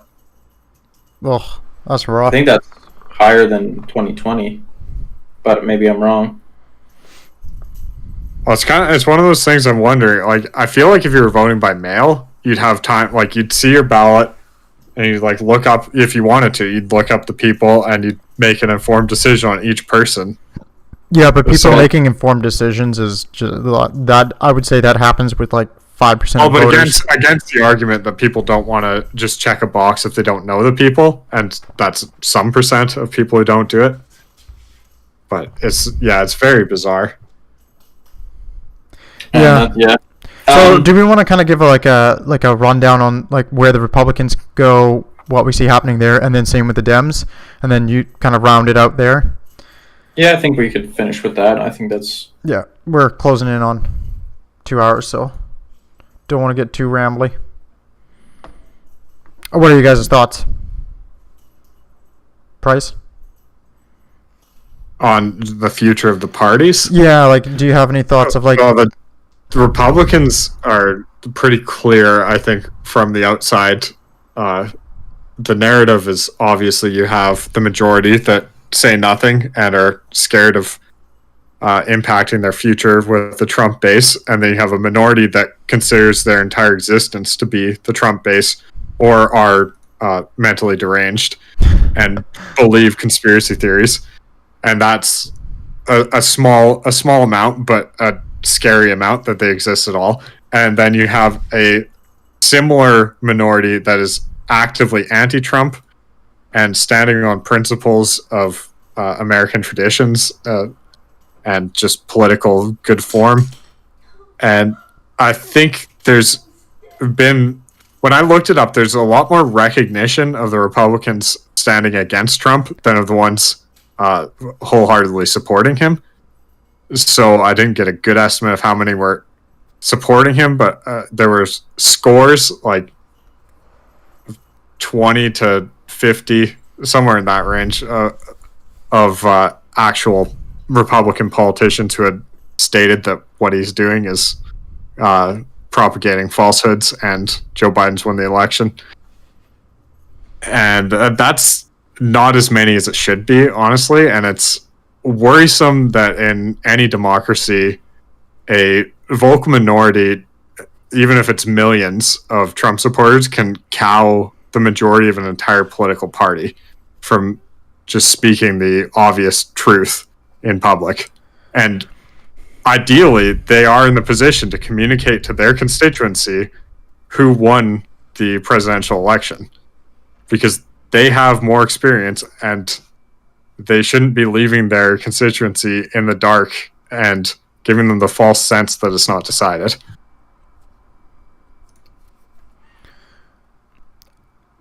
I actually do find that pretty shocking that a good chunk of Republicans are just so caught up with not pissing off the base that they're they're willing to go along with this because it's like I think this really highlights just how corrupt and shitty that party is. Like it's so thoroughly throughout the entire thing that you only get a few people speaking out against this, and like if Fox News is your kind of gleaming beacon of morality in this situation, it's something's gone so goddamn wrong in your party that it's just like you really just need to burn the whole fucking thing down and restart. Like at this point, I think for me this has highlighted just that party is just truly a fucking mess, like a corrupt mess. I do also think you can also make the argument that people just are bad at like calibrating themselves in this environment where Republicans are terrified of like the backlash from Trump supporters, which you can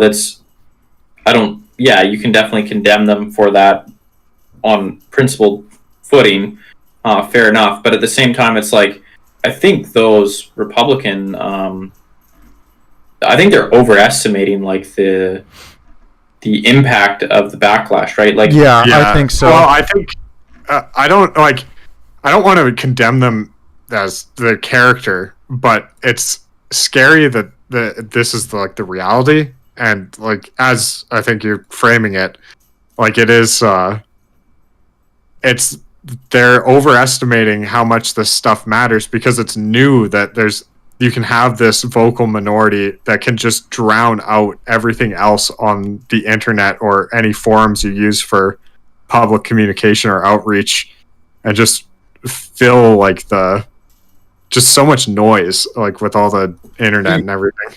Exactly. Like I think people are mistaking noise for signal, and say if they if more Republicans took a principled stand, yes, you'd have the base get all riled up and pissed off and la la la. And to be honest, I think there is a % chance that you could fracture your party or hurt your party for sure. But at the same time, I think there's also a more likelihood that the Trump supporters stamp their feet, cry and bitch, and come 2024 or 2022, they still vote Republican. Yeah. And here's the thing: it's like, they might protest with the guns and stand around the buildings. It's like they've done this before; they'll do it again. It's not going to turn into a big disaster. You're not going. Hubbers, you actually pointed this out before. It's like, after Bernie got fucked over twice, really hard, clearly, Bernie Bros still got in line and voted. It's like, well, I mean, to be fair, they did lose 2016 off of that, but at the same time, like, I think that's true, but like, things are too fluid to. Yeah. In my opinion, things are too fluid and too like too unpredictable to worry about. Something that's probably going to blow over in a couple months, like that like, and this is a mistake made outside of politics too, where companies and all sorts of other groups, and I think probably one of the most you see it with companies all the time. They're terrified of like the social Twitter mob, and it's like, I guarantee you're not gonna, like, maybe you'll get a little bit of trouble here or there, but unless you're a really small organization where you literally one little woke mob in your town could actually fuck you up. But if you're a big organization, like, Nestle's got caught doing all sorts of crazy shit, and I've seen the big social media campaigns. Everybody's still buying the damn chocolate, like a lot of people get really worried about this backlash, and I think for the most part you don't need to worry about it. The most like salient example is actually like news media, where the news media like lives in the moment for the short term and is willing to constantly give away their credibility to make these short term ploys at clickbait or pumping the narrative that they support. And they think, oh, whatever, or I think a lot of, like, say, journalists and get caught up in the moment thinking like, oh, this is like the story, and like we have to, like, so what if we compromise our integrity a little bit here, and kind of sell our ethics down the river here a little bit because this is such an important story. And then it's like we have to. 48 hours later, it doesn't even fucking matter. Like, look at the Biden, Hunter Biden shit. Yeah, it's like dead. It's it's so funny. It's like Dad didn't even know about that. It's like he didn't even know. He didn't even know it existed. It's like this shit blows over so quickly. I think I also missed this. Like, I don't know anything about Hunter Biden. Well, there's some. He's a crackhead. That's all you need to know. This is a testament to the media being right. But basically, Hunter Biden had a laptop that he dropped off at a laptop repair place, and he never picked it up. And the owner turned it over, and on it there was incriminating information about him offering pay-to-play meetings with some Ukrainian officials in order to talk to the big man, which people speculated was Biden, and there's pictures of him doing crack or something. Blah blah blah. Anyway, it was scandalous stuff. This was back in, I think, September, October, like pretty close to the election. And the Twitter buried this. Well, New York Post reported the story, and Twitter suspended the New York Post Twitter account based on the story. And again, I think that's an instance where they were worried about the impact this would have, and obviously Twitter is woke central, and they are Democrat safe haven, so they're obviously going to support Biden. So they saw this as like the crisis of the century, and they sold down they sold out some of their ethics and morals and legitimacy for this. And it's never worth it. It just never, like, I think the story of this election is, like, it's never worth it. And the Republicans should learn that lesson as well. Like, you should stand on your principles. You should. Yeah. That's just. Yeah. Well, the thing is, it's going to serve you so much better in the long run. Like, it really does. Because people, they're not. Like, yes, they have short attention spans and that type of thing, but I think when you do things to really truly damage your credibility, that is something that will stick with them for a long time. They don't forget that. They really don't. And I think, well, it's like after that happened with like the Twitter thing, it really revealed to me, it's like, holy shit, these guys are like, it is so painfully obvious now that, well, actually the big thing for me was the Twitter suspending articles of unity. That was the craziest thing to me. And then this one, I think the New York Post one was even worse. But like doing that just to try to win the election is just like, it's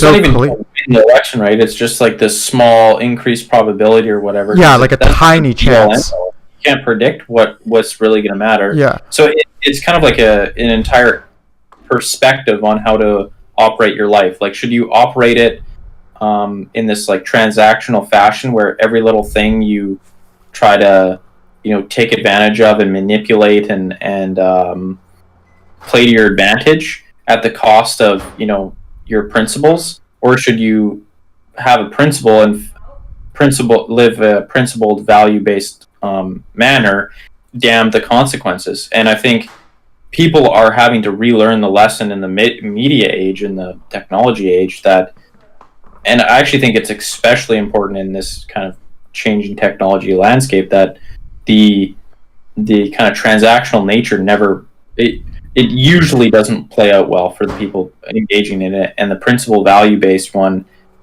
for most of the time is better. And I think you see that playing out, and I think for the Republicans, like, that's a lesson they probably are incapable of learning, but if they had any being a legitimate party going forward, they would need to learn. Yeah, I would say that this definitely reveals, like, I think the real true extent of just how corrupt that party is, but it also shows, like, to me, it also shows that the fact that they're not willing to stand up to Trump, it just shows they're not going to learn that lesson until they collapse, like truly collapse. And then if there is somebody honorable around to try to pick it up from the ashes, then hopefully they'll turn into something decent. But I just don't see it happening. And I also see the same thing occurring on the Democratic side. Like, this definitely has shown that they're willing to also throw their morals into the garbage and not give a single fuck about them just so they can win. Like, I saw that over and over again on like a lot of the Democratic leaning subreddits. Are just like, we got to play the way the Republicans play. Like, that's the way we're going to do it now.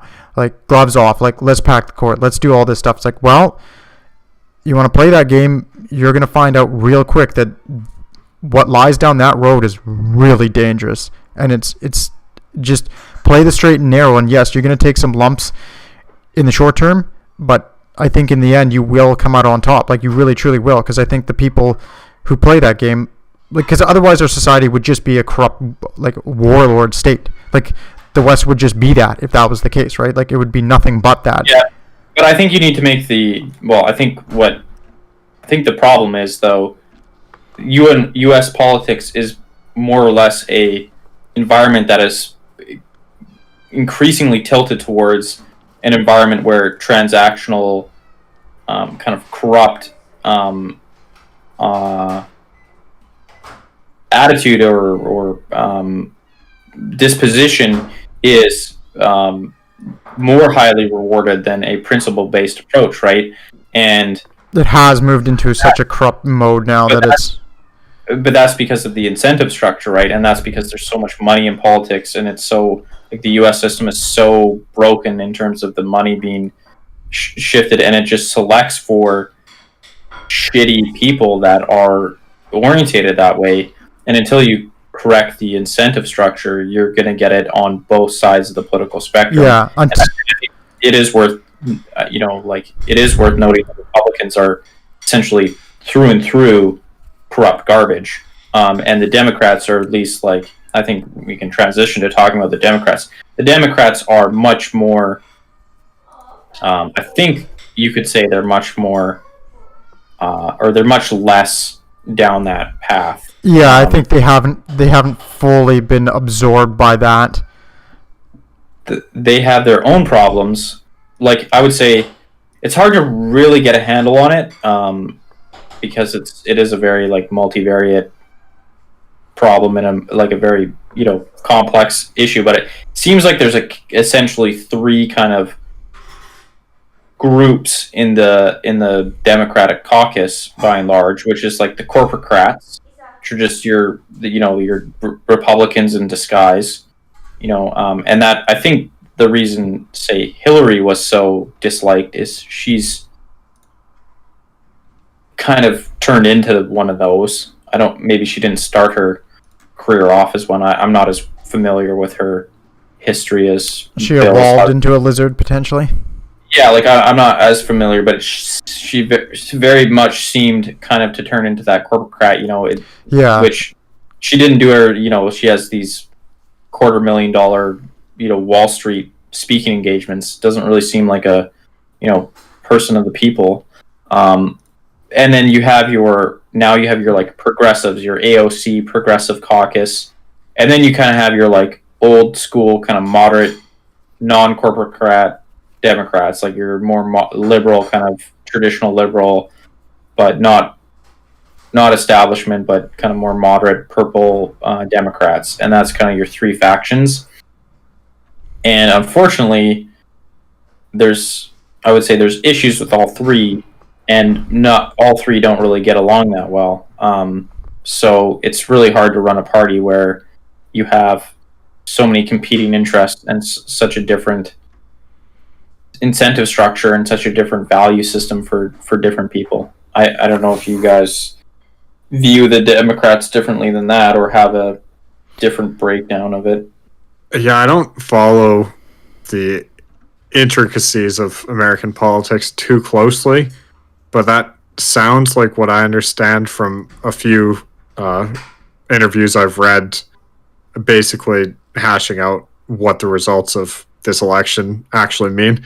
The most interesting one being from one of those sort of purple Democrats, and her perspective is basically that the party does need to become more unified if they want to get things done in the next 4 years, and that if they don't get things done in the next 4 years, then she doesn't see how they expect to continue to control the government. And like her big example for what she thinks the Biden administration should focus on in the first 100 days is insulin prices and getting them to a reasonable amount, because that's just something that's going to affect every American or someone every American knows, and in a positive fashion. Yeah, but those things don't have like a huge media grab, right? Like climate change and whatnot. So that's what I think. No, this is kind of what the perspective of like a purple Democrat is. It's like, yeah, I know, but what I'm saying is like I think there's probably going to be some resistance to that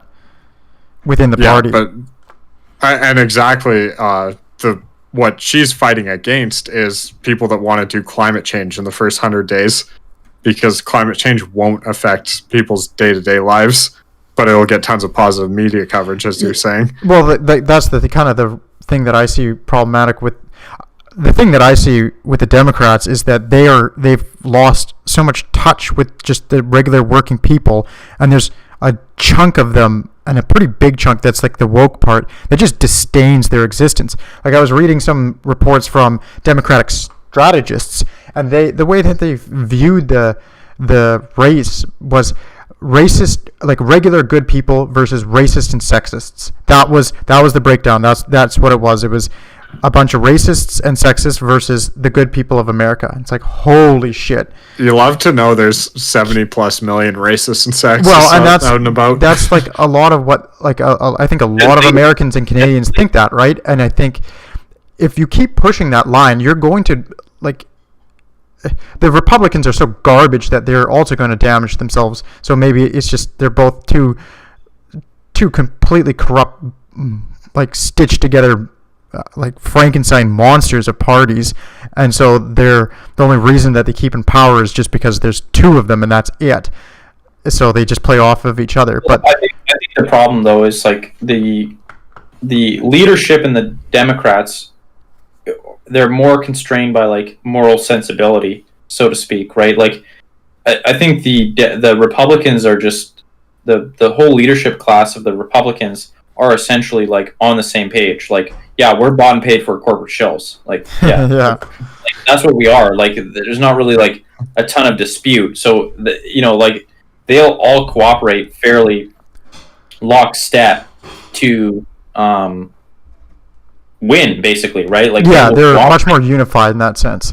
And it is like the voter base, like the voter base that they court is very diverse and based on weird wedge issues like gun control and evangelical religion, Christian, yeah, all these things, right? Like it's just a cobbled together base, but at the same time, like the leadership class is very unified in this, like in their mission, which is we got to keep control at all costs, and basically like all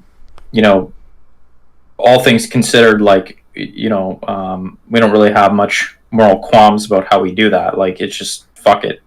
Whereas the Democrats, I think you have a problem where you have a lot more Democrats that are involved in party leadership, and I think that do kind of have a moral sensibility where they should play fair and do the right thing, and it does constrain them. At the same time, they also have a lot of competing I think values, because there's more Democrats that are I don't know, like I think there's more actively engaged kind of culturally important Democrats than Republicans. Like like the say visible in say like the New York Times or in tech companies or wherever. Like Democrats have a lot more people that are in influential positions just outside of politics. And so they have a lot more they have a lot more trouble kind of coalescing as a unified front, because they have a much more more diverse and also, I would say, scattered and larger kind of upper crust in the Democrat Party. That's at least my kind of view on it. Yeah, I would. I would say that the Democrats also don't have a great path forward if they continue down the road that they're going down. Like, I think it's not. Well, they need to find a way to, because I don't think they're wrong. They're just assholes. Like, you know what I mean? Like that's it. It really is like the thing. Like, you're not wrong. You're just an asshole. Like, yes, people should wear masks. We know it. Like, you know what I mean? Like, I think most people that rebel against the mask mandate, if they would have said a nicer way and said in a less condescending, we know what's good for you, you dummies, kind of attitude that came out of like the liberal kind of Democrat camp. You're all a bunch of COVIDiots who are just mother killer or grandma killers. But it's totally fine to go protest for against racism. It doesn't spread coronavirus. But you doing that like 3 weeks ago, you're still a grandma killer. So just so you know, it's like, man, I can't believe they don't really like you. Like when you say shit like that. Like it's like the tyranny of the elite who by and large the most educated, influential people in society skew Democrat heavily, right? University professors, all that kind of thing.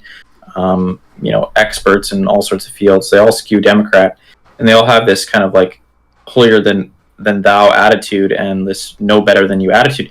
And the thing is, they're not wrong. Like, they're not wrong. Like, the medical experts do know better than the average person about how infectious disease spreads. Yes. As actual like that, and your opinion is not as good as their opinion. Their opinion is much better. Your theory about 5G causing COVID is it's not correct. But there's a way. They're just completely failing to translate that into a appealing, message and an appealing brand where it's not a condescending, ordering around of the peons, and it's some more inclusive,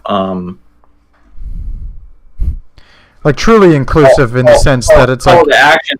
Well, yeah, where it's asking for buy-in to these things, utilizing some sort of sense of patriotism. And I mean, there you go. Like, you could use patriotism for the mask thing, but the type of the Democrats or the educated kind of elite Democrats, they're actually kind of not very patriotic because they're much more globalist and, kind of aware of the U.S.'s checkered past and usually kind of actually anti-American in certain respects.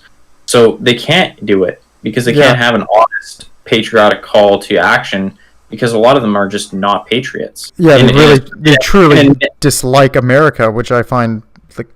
Well, and I think that's an overgeneralization in the sense, like, you could call them patriots in another fashion, but they're not the good old-fashioned ooh-rah-rah patriots. And they actually kind of dislike that. It's seen as kind of distasteful to be an ooh-rah-rah patriot in those circles. And that's a shame because that ooh-rah-rah can actually get shit done. But they won't use it because they see it as distasteful. Right? Yeah, they see it as that's what a boorish person, like, you should be a patriot of the world, I think is kind of the way. It's like if you're going ooh rah rah USA, it means that you don't care about the rest of the world. Like, you actually think America's the absolute best, and you kind of look down upon the rest of the country, I think. And to be quite fair, it's like I understand that a bit. Like, there is an element of that when people do that, where whereas every American who does that would say yes. Yeah, exactly. And like, so I do get it, but I think, to me, if you keep pushing these people away, one, they're a part of your citizenry. They're not a bunch of racist, evil, sexist bigots who hate black people and hate women. It's like, of course, there's going to be there is going to be a segment of Trump voters who are absolutely that. Just like there's going to be a segment of Democrat voters who are full-blown communists. Like, you're going to find them. And there's probably going to be more of these kind of like general Archie Bunker-style bigots who wind up in the Trump camp than elsewhere. But it's not 71 million or 70-ish million people who are like that. And, I think the Democrats, they they're playing with some very dangerous fire, because I think if you keep pushing that group like you're doing, just imagine if Trump was somebody much more clever, much more articulate, much more sneaky. Like, imagine the real damage somebody like that You could hear do. that? That was Boris Johnson's music. Well, yeah, it's true. Like, you could get somebody who's, well, he got coronavirus, and he might actually be kind of fucked, because he's I think he's actually, his health has suffered pretty badly. But keep pushing that group, like keep pushing almost half your country like that, and see what happens. See somebody's going to sort out what to do with that properly in a bad way, and then you're in deep trouble. And so I think, like, you want to help these people, bring them back into the fold, and you could stop all over the Republicans if you sold them like a proper way of making their lives better that was very tangible. And if you adopted some, working class policies that really benefited the working class, the Republicans would never win again. Like, they would just be toast. And if you laid off on certain things, didn't say, oh, if you want to own guns, you're actually like a murderer, and you said, okay, we get it. Like, we do understand that you like your guns. That's fair enough. Good for you. We're not going to take them away. What we would like is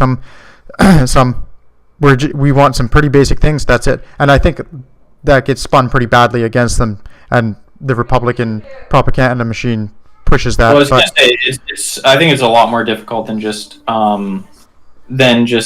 changing around their messaging, because the Republicans will always spin it. Yes, consistently spin it in the worst possible manner, right? And they have a ton of money to do that. So it's definitely more complicated than that. Yeah, I do think, but I think that a good start would be to stop disdaining their existence, and then trying to put in some decent policies. Like, as much as I think AOC and some of those that, like the Squad, are a little bit bananas, at least they have some ideas that are like, that's reasonable. Like, Medicaid for all, yeah, okay. Like, you're gonna have to do some things to actually help them out. But I think the mainline Democrats are just, they're not. I think a lot of them have turned into the same type of influence peddling that the Republicans are. Well, and I think, again, it comes back to the problem of the Democrat problem, as I see it again, is that they have a lot of people spreading their brand who aren't controllable, right? You have that's true. Twitter executives and Facebook staff and New York Times columnists and opinion piece writers who are all highly visible in the mainstream landscape, who aren't answerable to the Democratic Party. They can't be controlled by the Democratic Party, and they're selling these, kind of ideas and branding, and they have, I'd say the most problematic, talking down to the regular people doesn't come from the Democratic Party itself. Yeah, that's true. It comes from the mainstream media, the CNNs and the New York Times. That's, you get your Don Lemon spouting off about how white people are basically terrible, and how, anyone protesting the mask mandates or the lockdowns is an awful grandma killer. That doesn't come from usually your Democratic congressperson. It comes from some douchebag on CNN who's an overeducated, underexposed, elitist asshole. Like, so, but what can you do about it? There's back channels, I'm sure, that they have tried, but it's an impossible problem when you have tens or hundreds of thousands of university graduates that are basically trained in this style of thinking, graduating every year and getting hired into the workforce, and especially streamed into the most visible. Yeah, straight into the HR and social media department. Exactly. Well, you got to think I imagine a large number of people that tune in to watch places like CNN and they love the condescension towards people that don't think like them. Like, that has to be the case. It's got to be good for business. That's another problem too, right? Is because New York Times, shitting all over, working class white people is great for business, 100%. Like, why would a New York Times writer, or why would a New York Times reader not want to hear that? There are these, ivory tower. Well, not always, but they're usually, what is the demographic profile of a consistent New York Times subscriber reader?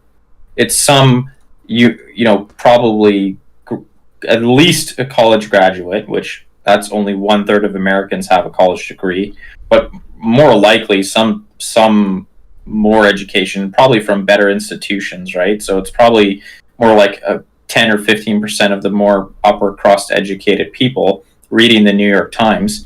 They don't want to hear about how, inequality might be in part their fault because they have, a large investment portfolio that is undertaxed and they make, 6 figures or upper 6 figures, and their fellow employee, working class employees at their company make $12 an hour. They don't want to hear about how, inequality is their fault. They want to hear about how it's, the shitty ass working class white people's fault for not being able to say politically correct terms all the time. Like, of course, for misgendering people. Exactly. Like, no, America's inequality problems aren't because the capital gains tax is too low and there's not nearly enough regulation in certain areas to stop.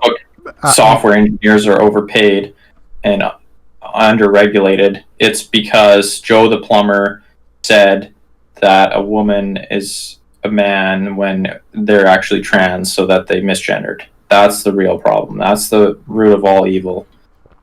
So, some dude who's never even met a transgender person that made some silly Facebook meme and is now labeled the worst human on earth. Yeah, so I don't know if there's much more to add to it, but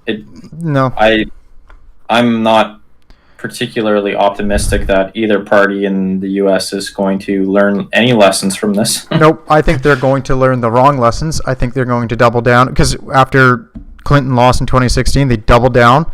It actually worked, and so now I think both parties have learned the wrong lessons. I think in particular the Republicans have learned, like, let's try the populist route, even though it's actually are you a trying problem. to tell me Biden isn't a young, dynamic progressive? Yeah, he identifies as such, so therefore he is.